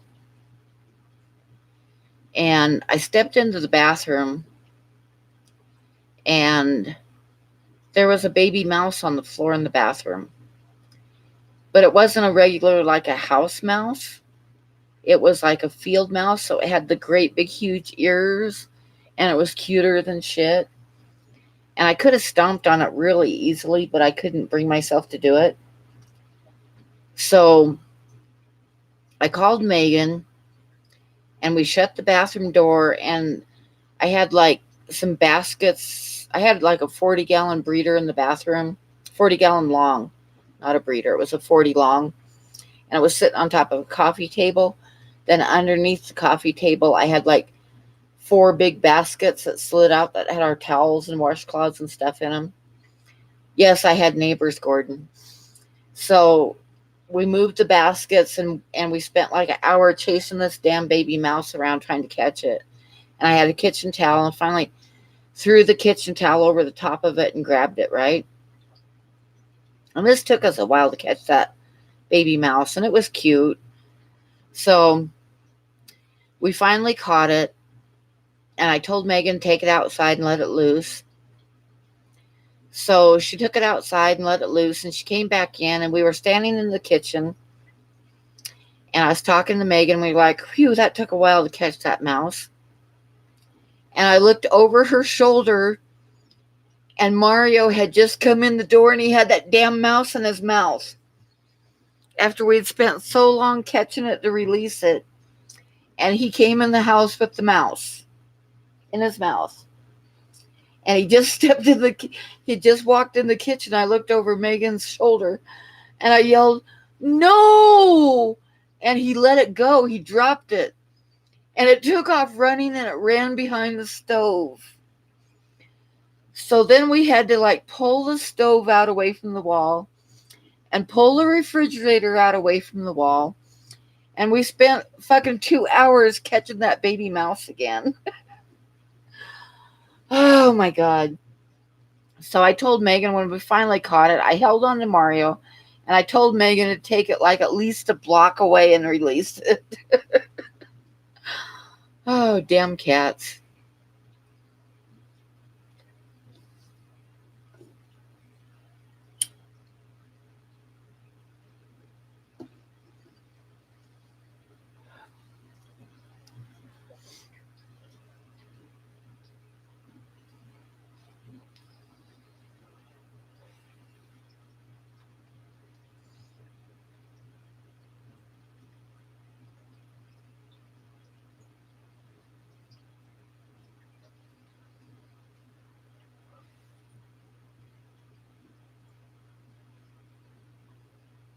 But you know what, guys? It's been over 3 hours, so I should probably get off of here.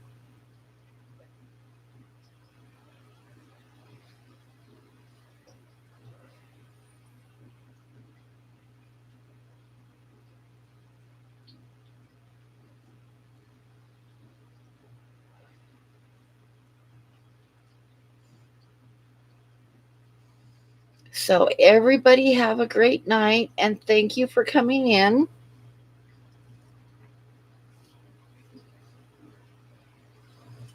Yep, it's about 1 a.m. here. Not quite, but almost. Okay. Give your kids a hug, Jesse, and I will see you guys later. Good night, everybody.